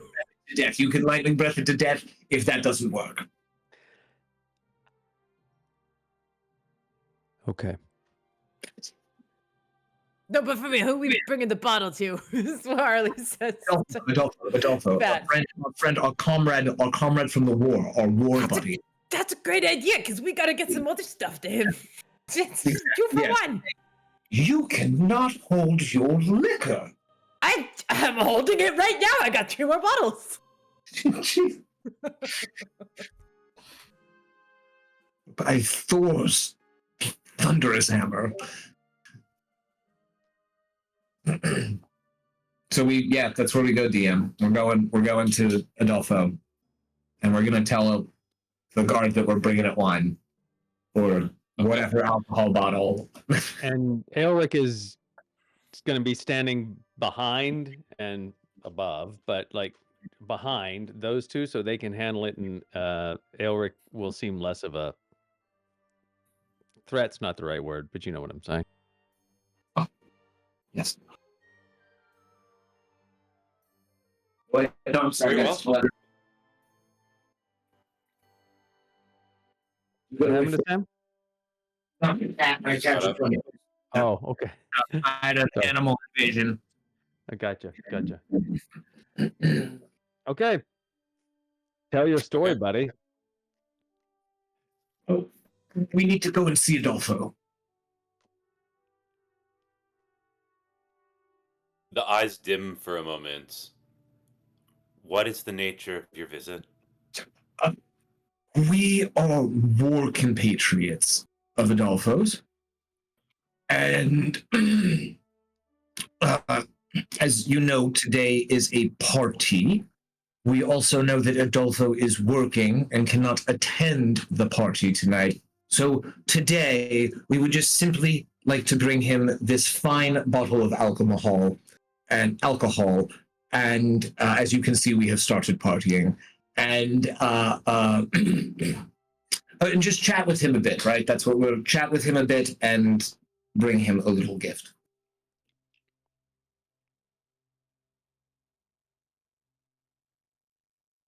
Test him again. And light back up. Your request is granted. Please enter. Thank you.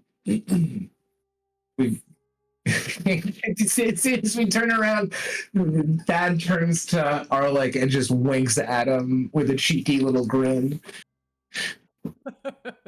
Aelric just kind of nudges Thad forward. Just like, stay on track, buddy.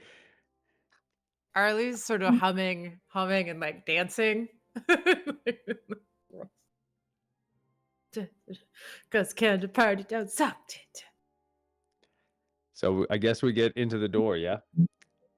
Into the door, yeah. Yeah. Okay. Is Adolfo alone in the room? Adolfo is alone in the room. He's pacing back and forth, smoking. His room is, as it ever is, covered in mess.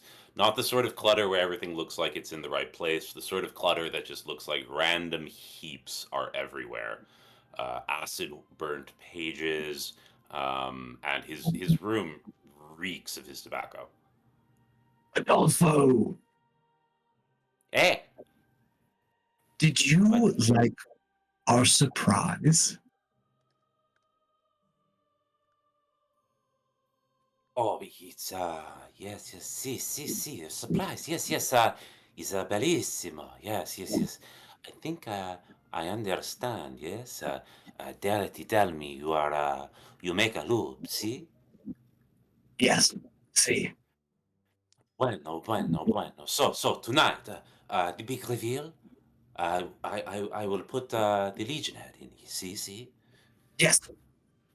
And we have, for your instructions, unless if you'd like to guess first what your plan that you told us was, and I take out the empty gem stone that we have, the empty container. Hey, so may I? Of course. Yes, see. You know, I made this. You know. I do. Yes, I Yeah, do. yeah, it's Yeah. me.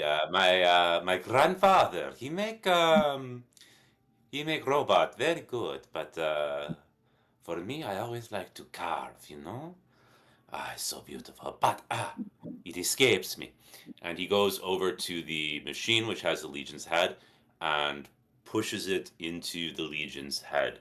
Um, it fits so snugly that he kind of has to give it sufficient pressure to force the air that is being compressed into the socket out. It is so snug a fit into Legion's head. And it kind of goes in with a little satisfying tunk. Good. And so, what now? Well, you said that when the Legion head was activated with the stone, rather than transporting us all the way back to before the gods were captured and trying to rewrite history, thus annihilating everything, it would instead leach out all of the Takissus energy from the constructs, set it right, and I can't remember if it will flush it out or release Takissus completely. We've been having a couple. This isn't our first loop. We've kind of screwed it up a couple times. No, it will merely absorb the energy, but you must be close to the constructs.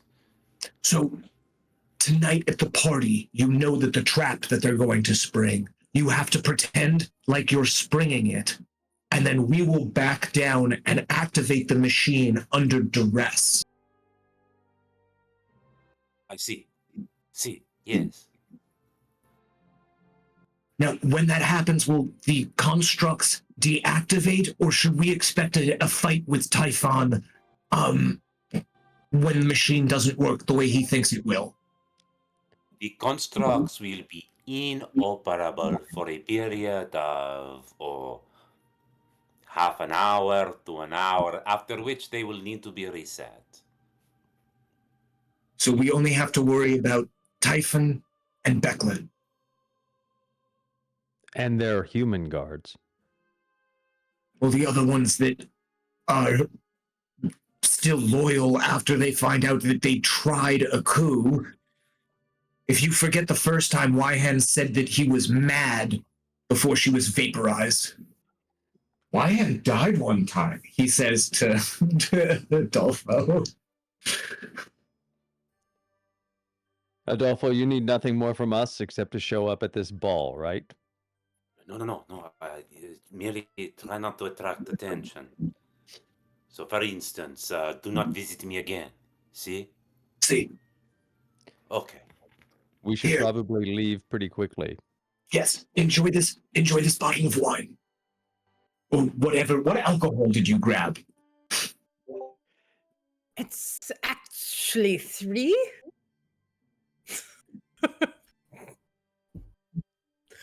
They're like, it's cold 3. That's It's the name of the alcohol. It's a Kinder brand. Exactly. Family made. Candlewick the Thirds. Enjoy your bottle of 3. It might also be 3 different alcohols, but What only is apricot? It says the third. the core on it, and I don't know what that is. On the bottom is a picture of a manticore with 3 heads. The label's on the bottom. That's how you know it's the good stuff. We passed the bottle over, we grabbed the drunken Kender, and we skidoo. Aelric is just gonna march like out, like on a direct trajectory, as if he really knows where he's going. I mean, he does, but just as not that the construct's gonna say anything, but just to make it look like the business is done and we're moving on. Okay, sure.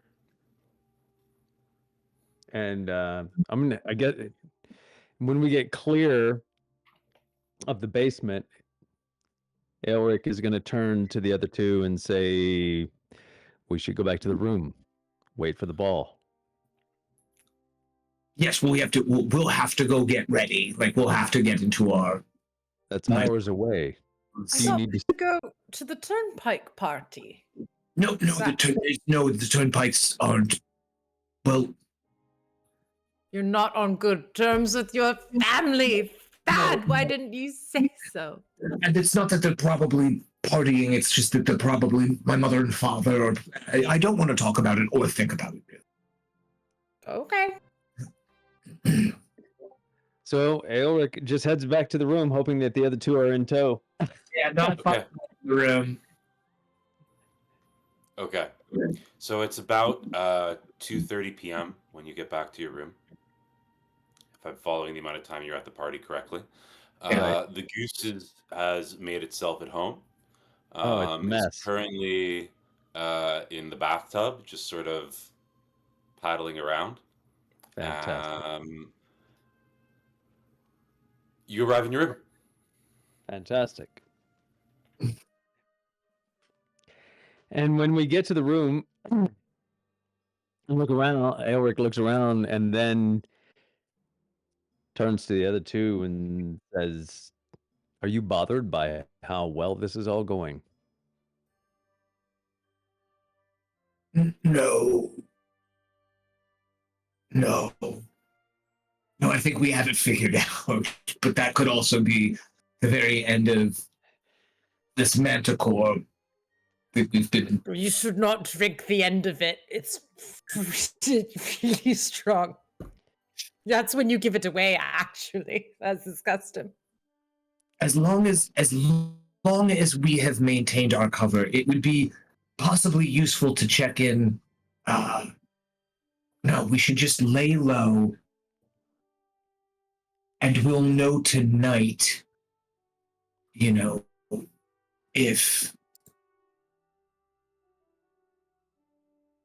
Darrett, we'll know tonight, if Darrett is there at the party, then we'll know tonight that everything is going according to plan. If Darrett's not there, then they've captured him, tortured him, killed him, and we should be on high alert. And then we should make sure that we kill ourselves so that we can save Derek. Yes, but we should make it look real in the sense that we don't want them to know that we aren't in a time loop. So everything that we do tonight, we need to act surprised as if we're experiencing it for the first time. We should at first maybe think to fight, or like if you want to really get kind of angry and get too tempting, and then we need to crack and crumble under the weight of our families being slaughtered in front of us and agree to do the deal at the last minute. Like the first time. Yes, but instead of continuing to fight like we did the first time, we capitulate like the cowards were not. This is beginning to smell like politics. That It's a deception, but we we need to make it. If we Yes. agree too hastily, it will look suspicious. And if we die, then we're losing this opportunity, and we have to do it all over again. Yes. True. Despite my fantastic reputation, it is true I probably can't pull off a spontaneous murder-suicide without giving it all away. Yes, no, that would be bad. I believe we all have clothes to put on. We'll get you ceremonial armor. I had some sort of like shirt or something last time. We'll get you a shirt then. Somebody will bring it. What are you naming your rooms? So I guess we're just gonna hang out in the room until the momentum of the evening starts, and I'm gonna pet and play with the goose while I'm waiting. Fascinated by So this new Thad, addition to our Arlie, party. you two sleep it off. Only if Arlie is uh, told to by her friends. Otherwise, she's. Yeah, I take I get into bed, take it out, and be like, you might want to rest up before tonight's festivities. Tell me what to do. God. Aelric, at some point, formal dress is brought for you to wear. Yeah.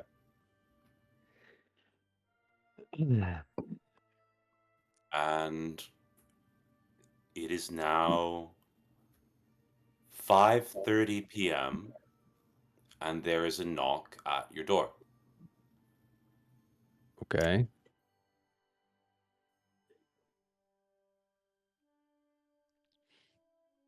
I'm sleeping. Aelric will go get it. Yeah, and I get up at the knock. I mean, yeah, no, we're dressed. So we're awake at this point. Oh, we're awake. Okay. It's half an hour to go time. We would both be dressing. It is a page. Hello. I was just sent to summon you. The ball is beginning shortly.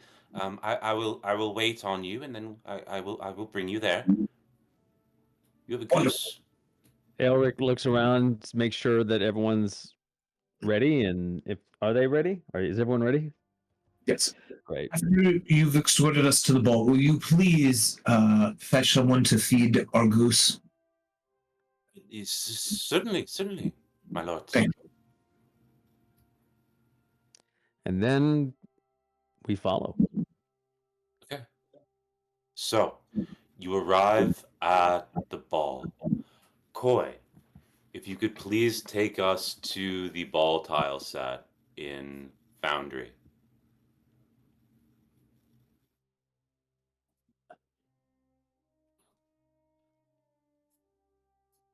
Fantastic. So the party is positioned at the top.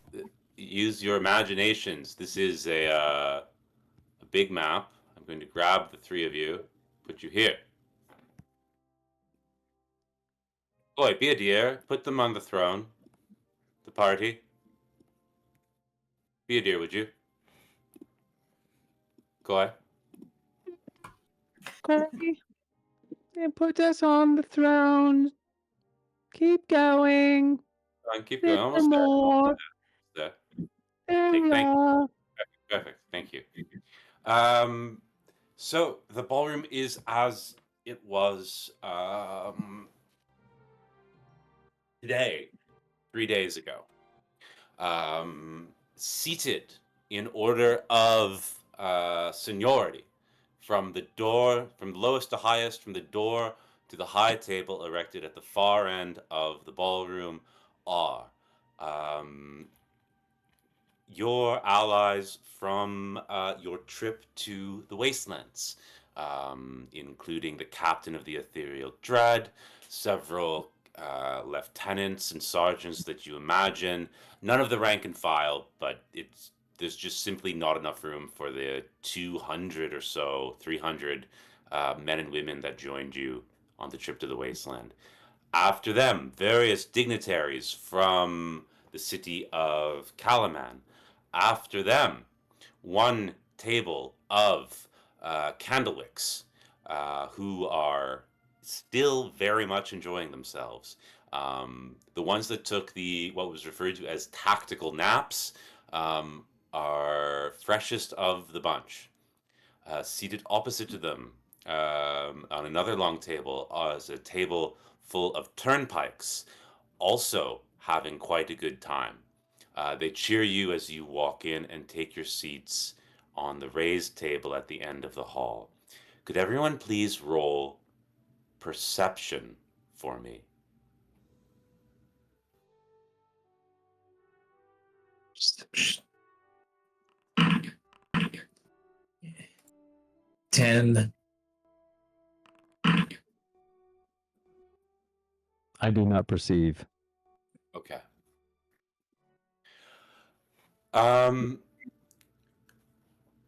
None of you succeed with the highest roll of the 14. At the high table, you are sat to the right of the Lord Commander. To his left are Wyhan, other commanders from the Knights of Salamnia, and at the most distant side to his left, Becklin. I'm going to go for one more roll. Just give me a second.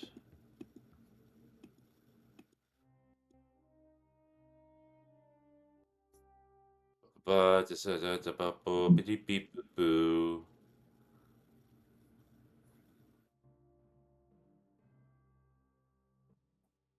I don't even know what this would be. It's okay. Don't worry about it. The ball proceeds. There's feasting, there's food, and as the clock tower in the town strikes 8, Lord Commander Typhon rises to give a speech.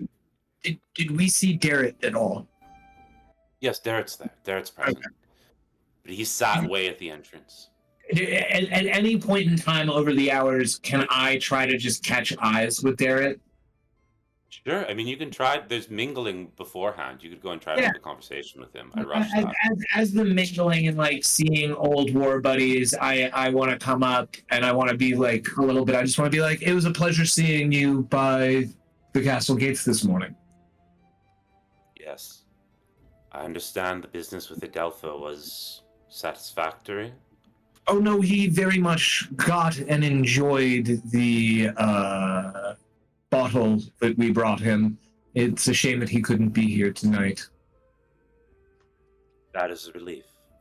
Did you manage to see him at all? Only when I was supposed to. Wonderful. Well, hopefully we'll both enjoy getting to see him tomorrow then, too.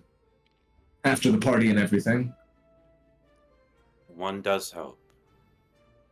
Have an enjoyable rest of the evening if I don't catch you again. You as well. And he goes off. Cool. Bring it. Okay. Anything else? Any last actions? Is there, even though we're all kind of gathered around the head of the table, is there mingling amongst them, or is everyone sitting down? I mean, you can. It's a feast, and it's going on for 2 hours, so people have time to move. There's You can have conversations with people. The Kenders are dancing. Elric's going to go to Wyhan. Right. Okay. Yeah. Hello. You. Hello, you. I don't like the way that you treat my friend. Why? Why don't I like it? Yes. You leave him baffled as to where he stands. He needs Yes. clarity. He needs to find clarity. not have You it need- given to him. He's been searching, and it is proving challenging. You should help him. Any help I give him, I'm sure he'd find a way to think himself out of it. Thaddeus is entrusted as a member of the Dower to wield forces arcane and terrible. I would not have allowed him to advance to the robes did he not have my confidence. Perhaps you should just say that to him.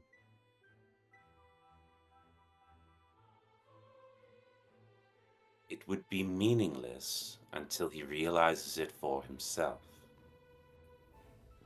I'm not in the business of giving pats on the back. I am in the business of teaching Thaddeus to become the best version of himself.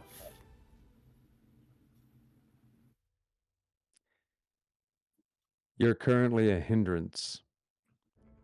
And I turn and walk away. Waihan is speechless, which is rare.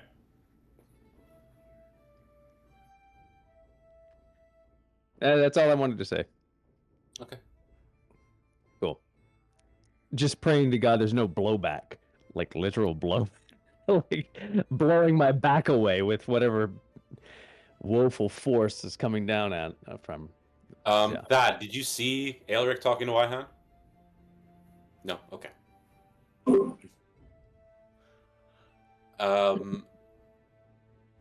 At 8 p.m.,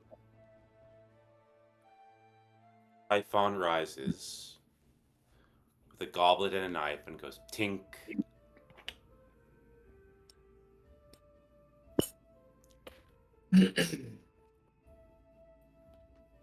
Thank you all so much for being here tonight.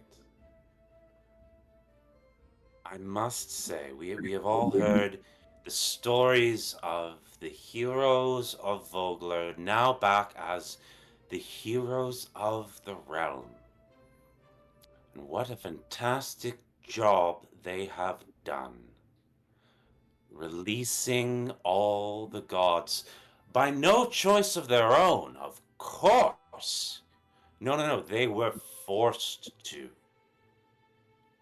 Or so we are told by Harold, who, unfortunately, cannot join us here tonight.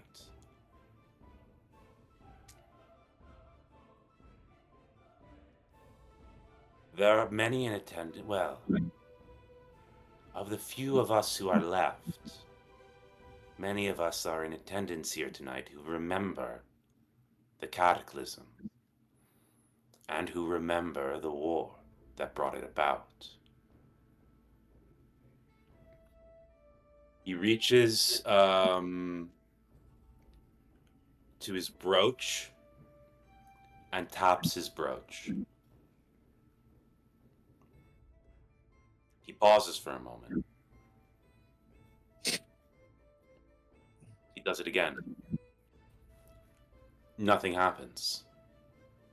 He looks quite panicked for a moment. Make a perception roll. Oh, no, somebody outplanned us. I hope somebody rolls something juicy. 16. You're muted, Claire. I was just saying I've got some portent dice that I can use if I don't come through. I got a 13. 16. I don't have any benefits on perception. Oh, Yeah, damn. Go. That'll do. Yeah. Arlie. Oh, You the gods recall- is so Bikovar. I just want to acknowledge that Bikovar like had Arlie's back if I hadn't come through. But maybe we'll be able to save it, save a reroll for Arlie. Put it in the bag.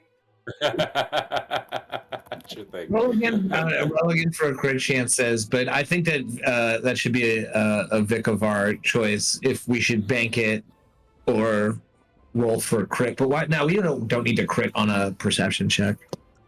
Bank it. Bank it. It's banked. Thank you, Berkabar.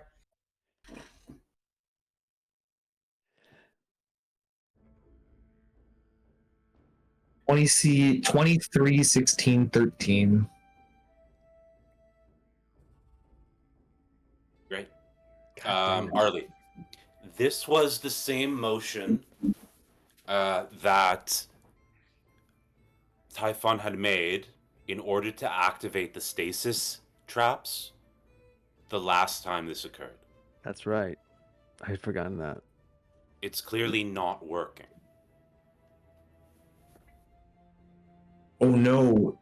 Oh no. That is what you notice with a 23. 23. You also notice that the constructs of Solamnia have at once turned to face the throne, the high table where you are, and several of them have begun to slowly approach. Okay, Arlie's gonna just like jump up in her chair so that she can be like, she's trying to get Aelric's attention before he like, yeah, but so because he's in my head, he's sitting down. So if she stands in her chair, she has a chance of like reaching his ear. So she's gonna try to whisper what she's just noticed to him without drawing, in her attempt to not draw attention. So, I mean, in fairness, jumping up on a chair is like the least of the, theatrical things she's done today. Suddenly, the same stasis effect that you had seen on the first time you lived this day erupts, but solely around Lord Commander Typhon and the 3 high captains of the Knights of Solamnia. Not seated by this group is Becklin. Okay, so wait, yeah, no, Arlie's gonna be like, I think no, never mind, I can't. I don't got it.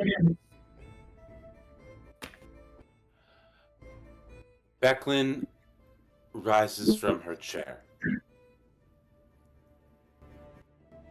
Knights, stand down. The knights stop where they are. Everyone, I am very sorry for this surprise, but all will be explained shortly. Lord Commander Typhon had planned to use this event to undo the work of the heroes of Calaman. He was in league with the gnome known as Adelpho. I'm sorry, this is too much. Let me show you the proof. Under your tables, look. Tell me that you do not see a machine shaped like a disc containing a crystal. People from the tables this is all very strange. They look under their tables and people begin to nod and say, yeah. His plan had been to imprison you here and to force the party to activate the machine. I have acted of my own accord. I have assumed control of these constructs in order to restore order. And for final proof, I can only offer you. She taps her breast, the brooch, and out of the center of the ballroom, as before, the floor opens and the machine comes up. There's no good memory check in D&D skill. There's no skill for just do you remember something.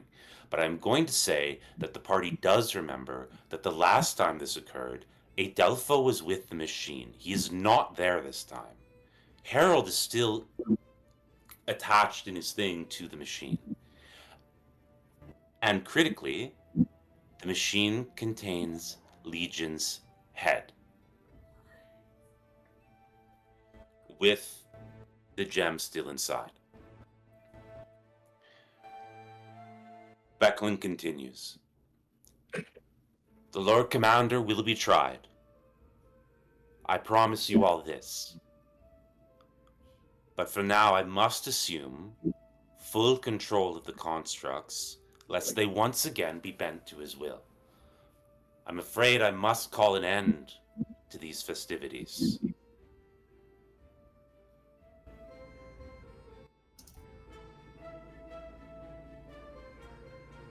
I'm going to offer you a chance for some table talk. Okay. So here's what I think is going on. I think she's totally outplayed us. I think that she's somehow figured out that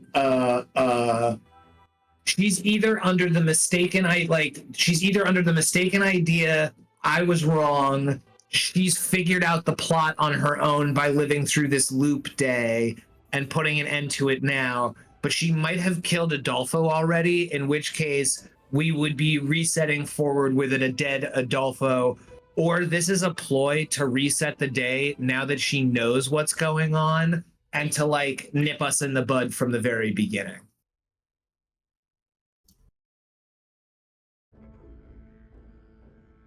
Yeah. Legion's head is in the mission. Legion's head is in the thing and not Rosemary's. So like when we gave Adolfo Rosemary, we didn't get Legion's head back, or we had Legion's head already with us since Harold left it in a bag. Yeah, So what did? Okay, so they were swapped. The machine is set up now that if we all touch it with our blood at the same time and the machine is fully juiced, it should purge the lingering remnants of Takis's soul out of all of the constructs, and the universe will not end, and everything will be good, and the reset will stop. So you think she doesn't know that? I think that she does know that, but she possibly wants to still. The only good play that she has right now is.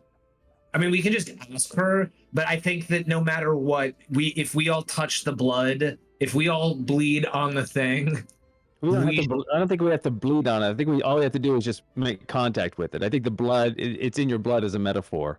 Okay. Right? Well, I think it's just because we were in the room. I think it's just our contact. yeah, Adolfo. I don't understand how the head thing went wrong. Like, because we have one. Yeah, no, we have No, the head went right. Yeah. Legion's head is in the machine. What's the problem? There's no problem. No problem. He was just making it clear that Adolfo did the right thing. So why did Adolfo talk about being a traitor? Oh no, he's right now. You know how sometimes when the bad guy is cornered, this is what I think is going on. You know how sometimes when the bad guy is cornered and knows they have an out, they'll pin their crimes on somebody else and do like a big public reveal of the information. What seems to be going on is Becklin has staged a coup.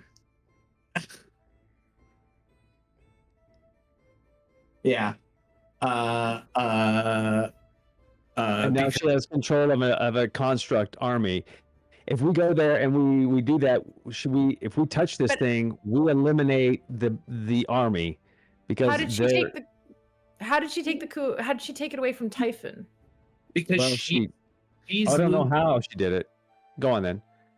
She's looping too. We know she's looping too.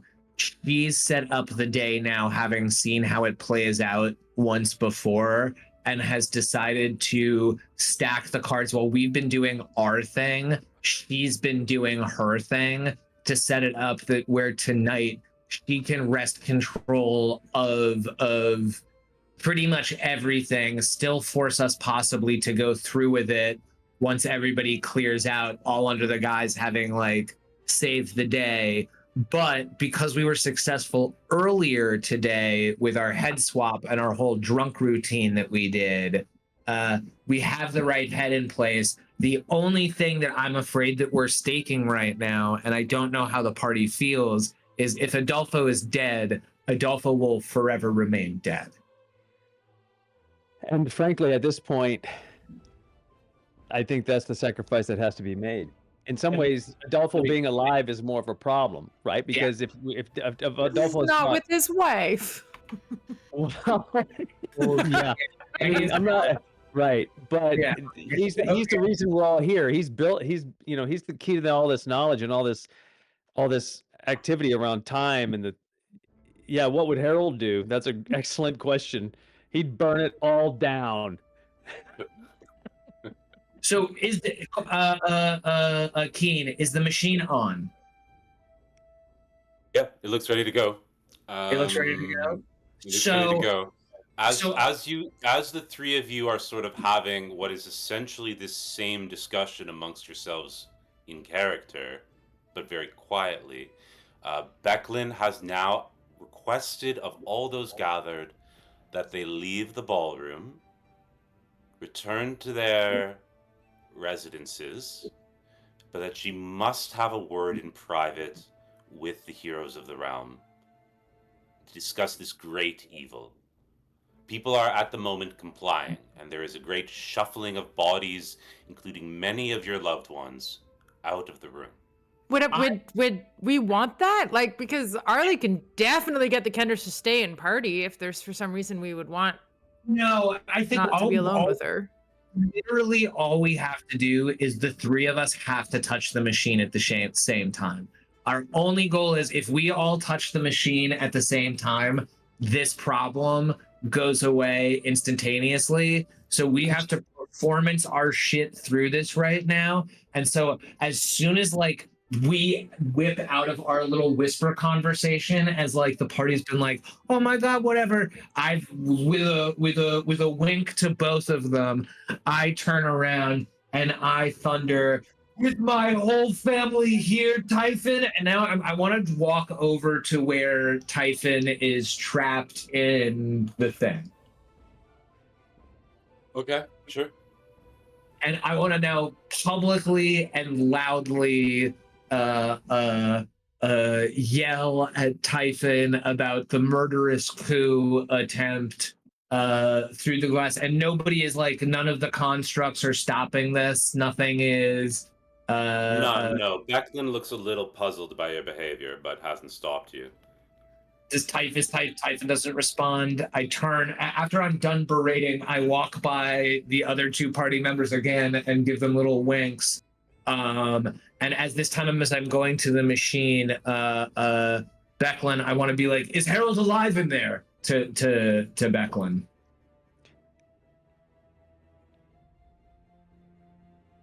Make a deception roll.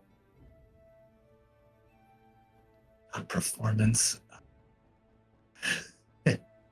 Deception. I'm not good at this. 7.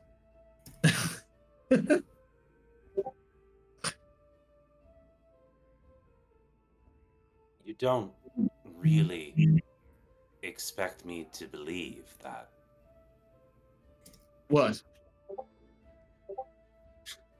Oh, I mean, because he's talking to her. He went up to the big bad and started trying to lie to the big bad, so I made him make a deception roll, Claire. Oh, What? sorry, that was the thing. Oh, there is a technical question. Only one party member needs to touch the machine. Oh, Not all three of you. Just so you're God. aware. It's How always been- how does anyone know that?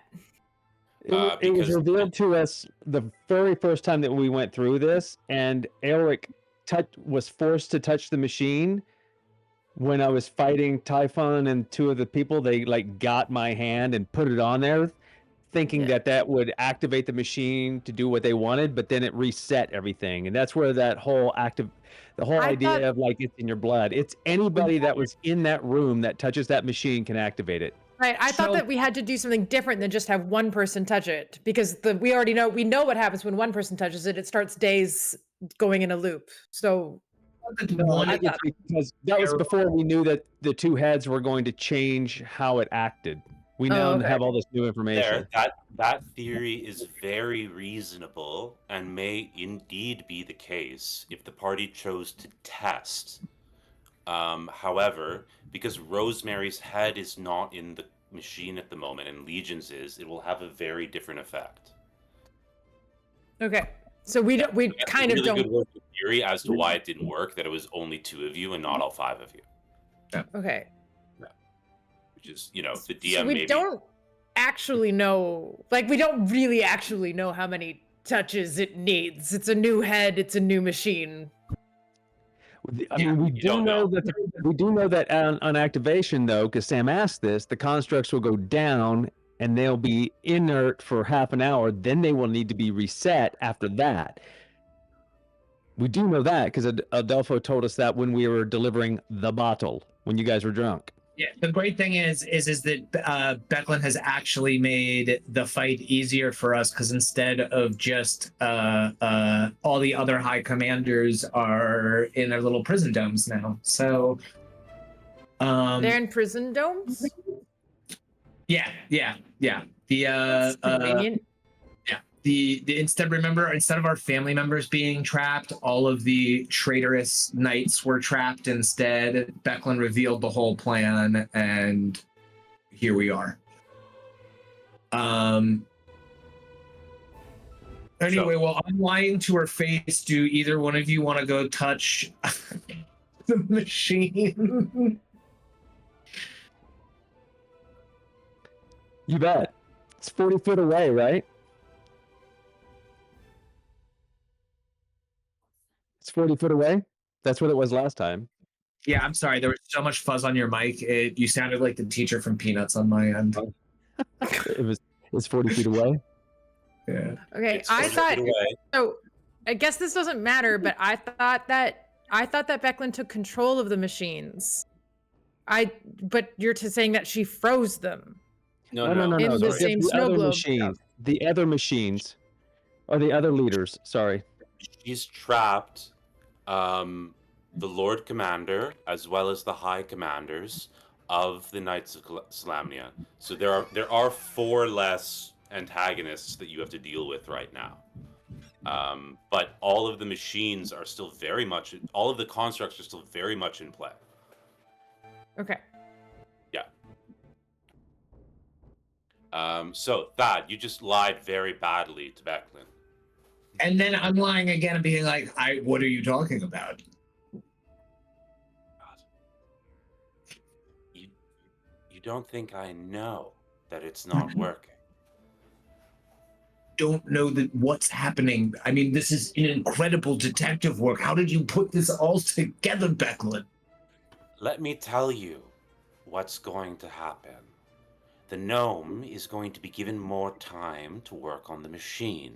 You and the others are going to be sent on an important adventure as a result of tonight's dramas. That will mean that you simply aren't around and no one quite knows where to find you. Vikavar asks if he can reallocate the advantage roll over to Sam, who could maybe use it. Vikavar, it doesn't really matter in the grand scheme of things. So save it for me for when it might matter again. And then when I have need of your blood, I will collect it from you. This is the worst possible way that you could flirt with me. I know that we've had an escalating tension since we met in Vogler years and years and years ago. I look back over, like, really quickly back at the two of them, and I'm like, and then I go, I know back in Vogler years So, ago. Eric, on that moment when Sam looks back, I am going to at once. You're gonna roll initiative. Okay. Yeah, yes, we are. And Claire just had to go for 1 second. But yeah, it roll at the initiative. door. We'll wait for Claire to roll. It'll be good.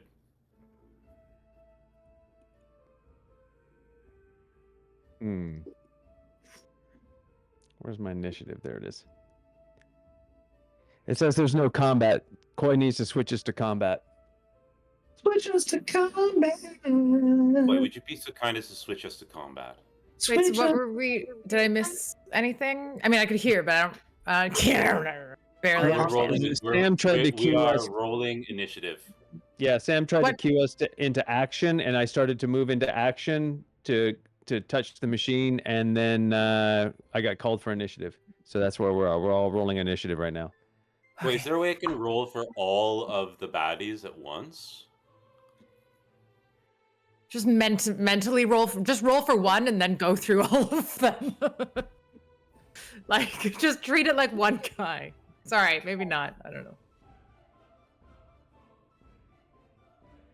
That's what I would do.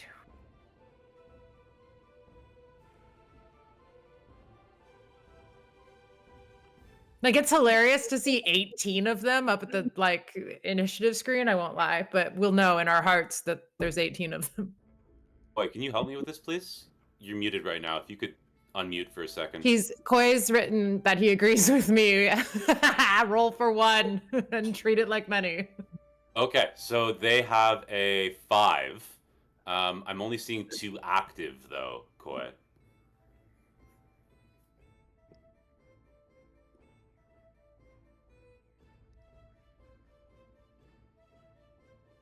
I have to do it here.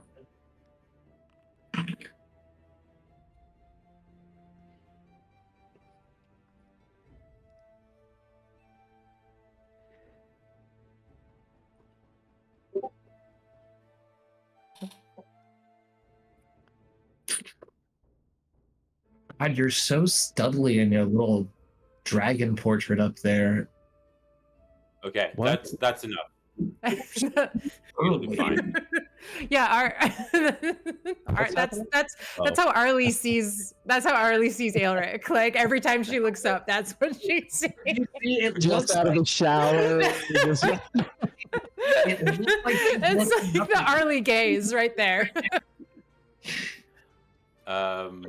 Okay, Aelric, it's your turn. What do you do? Great. dash. So Flag it. yeah, it just to be clear, how far is the thing from me, the machine? 40 feet. The machine is here in the give me the pen. In Got the it here? center. Yeah. 60 feet. 60 feet. Yeah. Okay.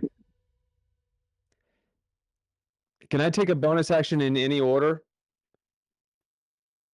Yeah. Great. Eric.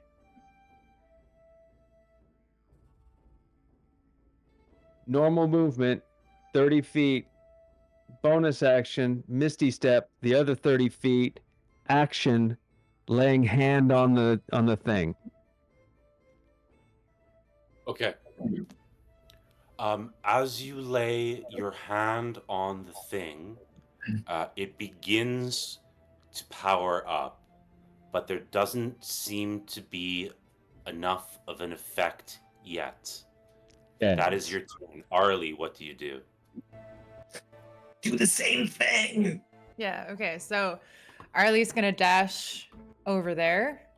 I can get there, right? You don't have to, It's you can either 60 feet, dash or you but can would use your need to Misty use Step and your movement. Misty Step. Oh, Arlie's gonna use. Yeah. 'Cause you'll need your action to actually lay your hand on the thing. Okay, Arlie. Okay, so this is what I propose. Arlie's gonna Misty Step, but like, she's gonna reappear like standing on the machine so that she can be like eye level with Aelric. So she can like in one move she can touch the machine, and in the second move she can be like, just in case the universe does end, then she's gonna give him a kiss on the cheek. Oh, that's so sweet. That is really as as your lips touch Aelric's scales, they're surprisingly warm. You don't think of scales as something hot. And as you pull back, he's how to describe under the scaling. He looks darker than usual. I wouldn't. Dragon can blush differently than Dragonborn blush. There it is. Well done. Well described. Thad, your turn. I'm going to do the same thing where I'm going to Kiss Aelric. well, actually, yes. I No, hope so. I'm gonna run up. I'm gonna misty step, and as I misty step up, I don't have to jump on top of the machine. As I misty step over again, totally misunderstanding and not getting what he just saw. He's like, this is what we're doing for luck now, and he kisses like on the cheek as well, and then slams his hand onto the machine. Aelric wondering if maybe Wyhan was right.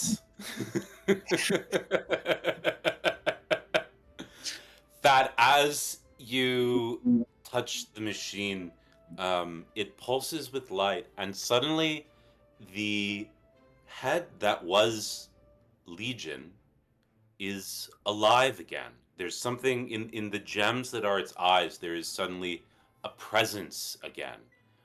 And it sees you all and it says, "Oh, hello." And then suddenly, from all of the constructs, the power of Takesis is drawn into the empty soul crystal. And as it grows, it's a light. It is a light that is a darkness. And so when I say that the soul crystal glows brighter, it's some kind of intensity that registers not like a light does for you. It's the color of magic, and it glows bright, bright, bright, and then suddenly, pop, is gone. The constructs universally fall into crumples, into heaps at the floor.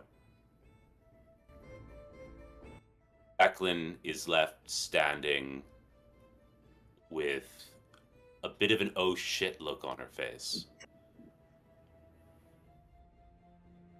You're technically under arrest of the tower right now for malfeasances, I believe, against reality itself, which I can't remember. This is why I'm still here.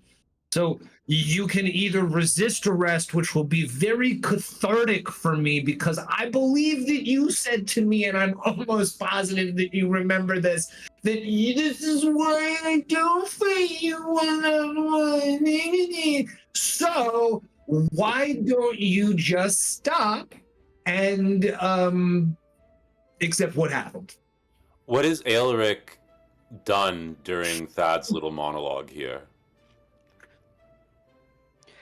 Aelric has drawn and has started making his way towards Becklin.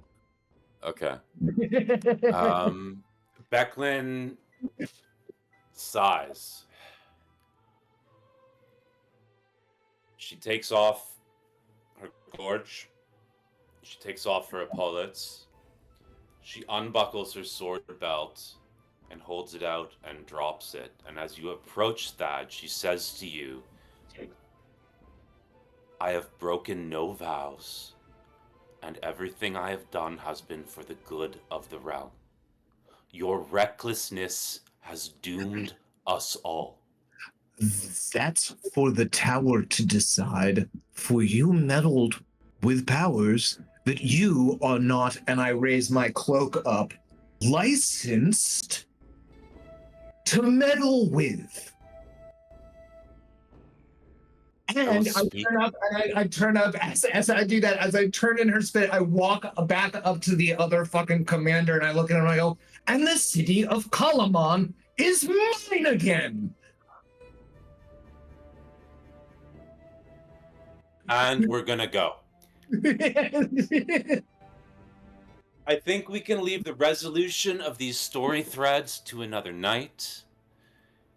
Disaster has been averted. Our heroes have been victorious. In the fallout, Becklin and the Lord, as well as high commanders of the Knights of Solamnia, were imprisoned in the city of Kalaman, now under ostensible care of the Turnpikes. Though Thad will note that as a wizard, he is not allowed to actually be the one in charge. And so, as ever, his sister eclipses him yet again and controls the city that he once held. Vicavar asks if we got Harold back. Yeah, I was about to say. Sorry. In the coming days, Adelpho was able to undo the time effect on Harold, who rejoined the party with a bit of a look of, "So what did I miss?" Which over some drinks at the Bozeman, he was filled in on. So Becklin was What? bluffing? He didn't die? She never said that he died. I think I assumed that when I told you that, Clara. I thought Oh.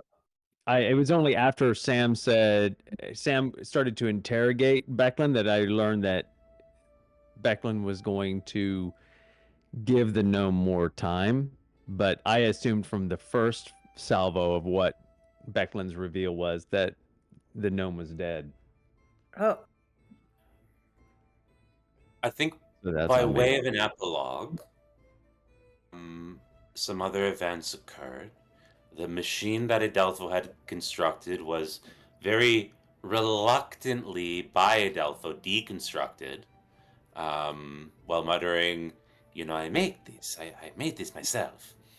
And the pieces were given in part to the Wizard's Tower for further research, and in part to the Turnpikes and Candlewicks and emissaries of the Cleric's Tower for safekeeping, the thought being that if they could not be brought together again, the threat might be further averted. Of Legion's head and the soul crystal, now full of latent energy of Takesis, nothing is known. It hadn't not been seen since the night you activated it, and it pulled in that energy and disappeared. So, whether or not that spells another potential return for Takesis or another life for Legion remains to be seen. And with that, we reach the end of our story. Thank you all much for playing. To our viewers in Twitch chat, thank you all so much for coming out. Vicavar, it was so much fun to get to DM for you. I hope you enjoyed that. We will be returning you to your regularly scheduled DM soon. With that, I think we're going to... I have one thing. I need to do one thing. Eric, Okay. find a moment in all that epilogue to find Arlie and just simply say, I believe we must talk because I don't know what that means. And then you can do whatever you want. Because he's a kid. Never got that chance. I was too Well- martially inclined in the room. Well, when Thad is very confused, he does confuse moments. It's true. Thank you so much, buddy. Dick, Yeah, my pleasure. Yeah, it was great. I got a familiar out of it and a kiss. Like, everything's coming up, Elric. With that, Koi, I think we're good to end our stream. Thank you all so much for watching. Thank you for And running tune in that, next Queen. time, because Yeah. you are Legion. Thank you all so much. Thank you, Candlewick Legionnaires. Manor, born to nobility. Ollie danced through life with frivolity. Parties and balls, a life so grand. Little did she know what fate had planned. Ollie, the wandering Candlewick, chosen by Sybil in her destinies now. Mystic from towers of paper to the open road. A reluctant cleric with powers bestowed.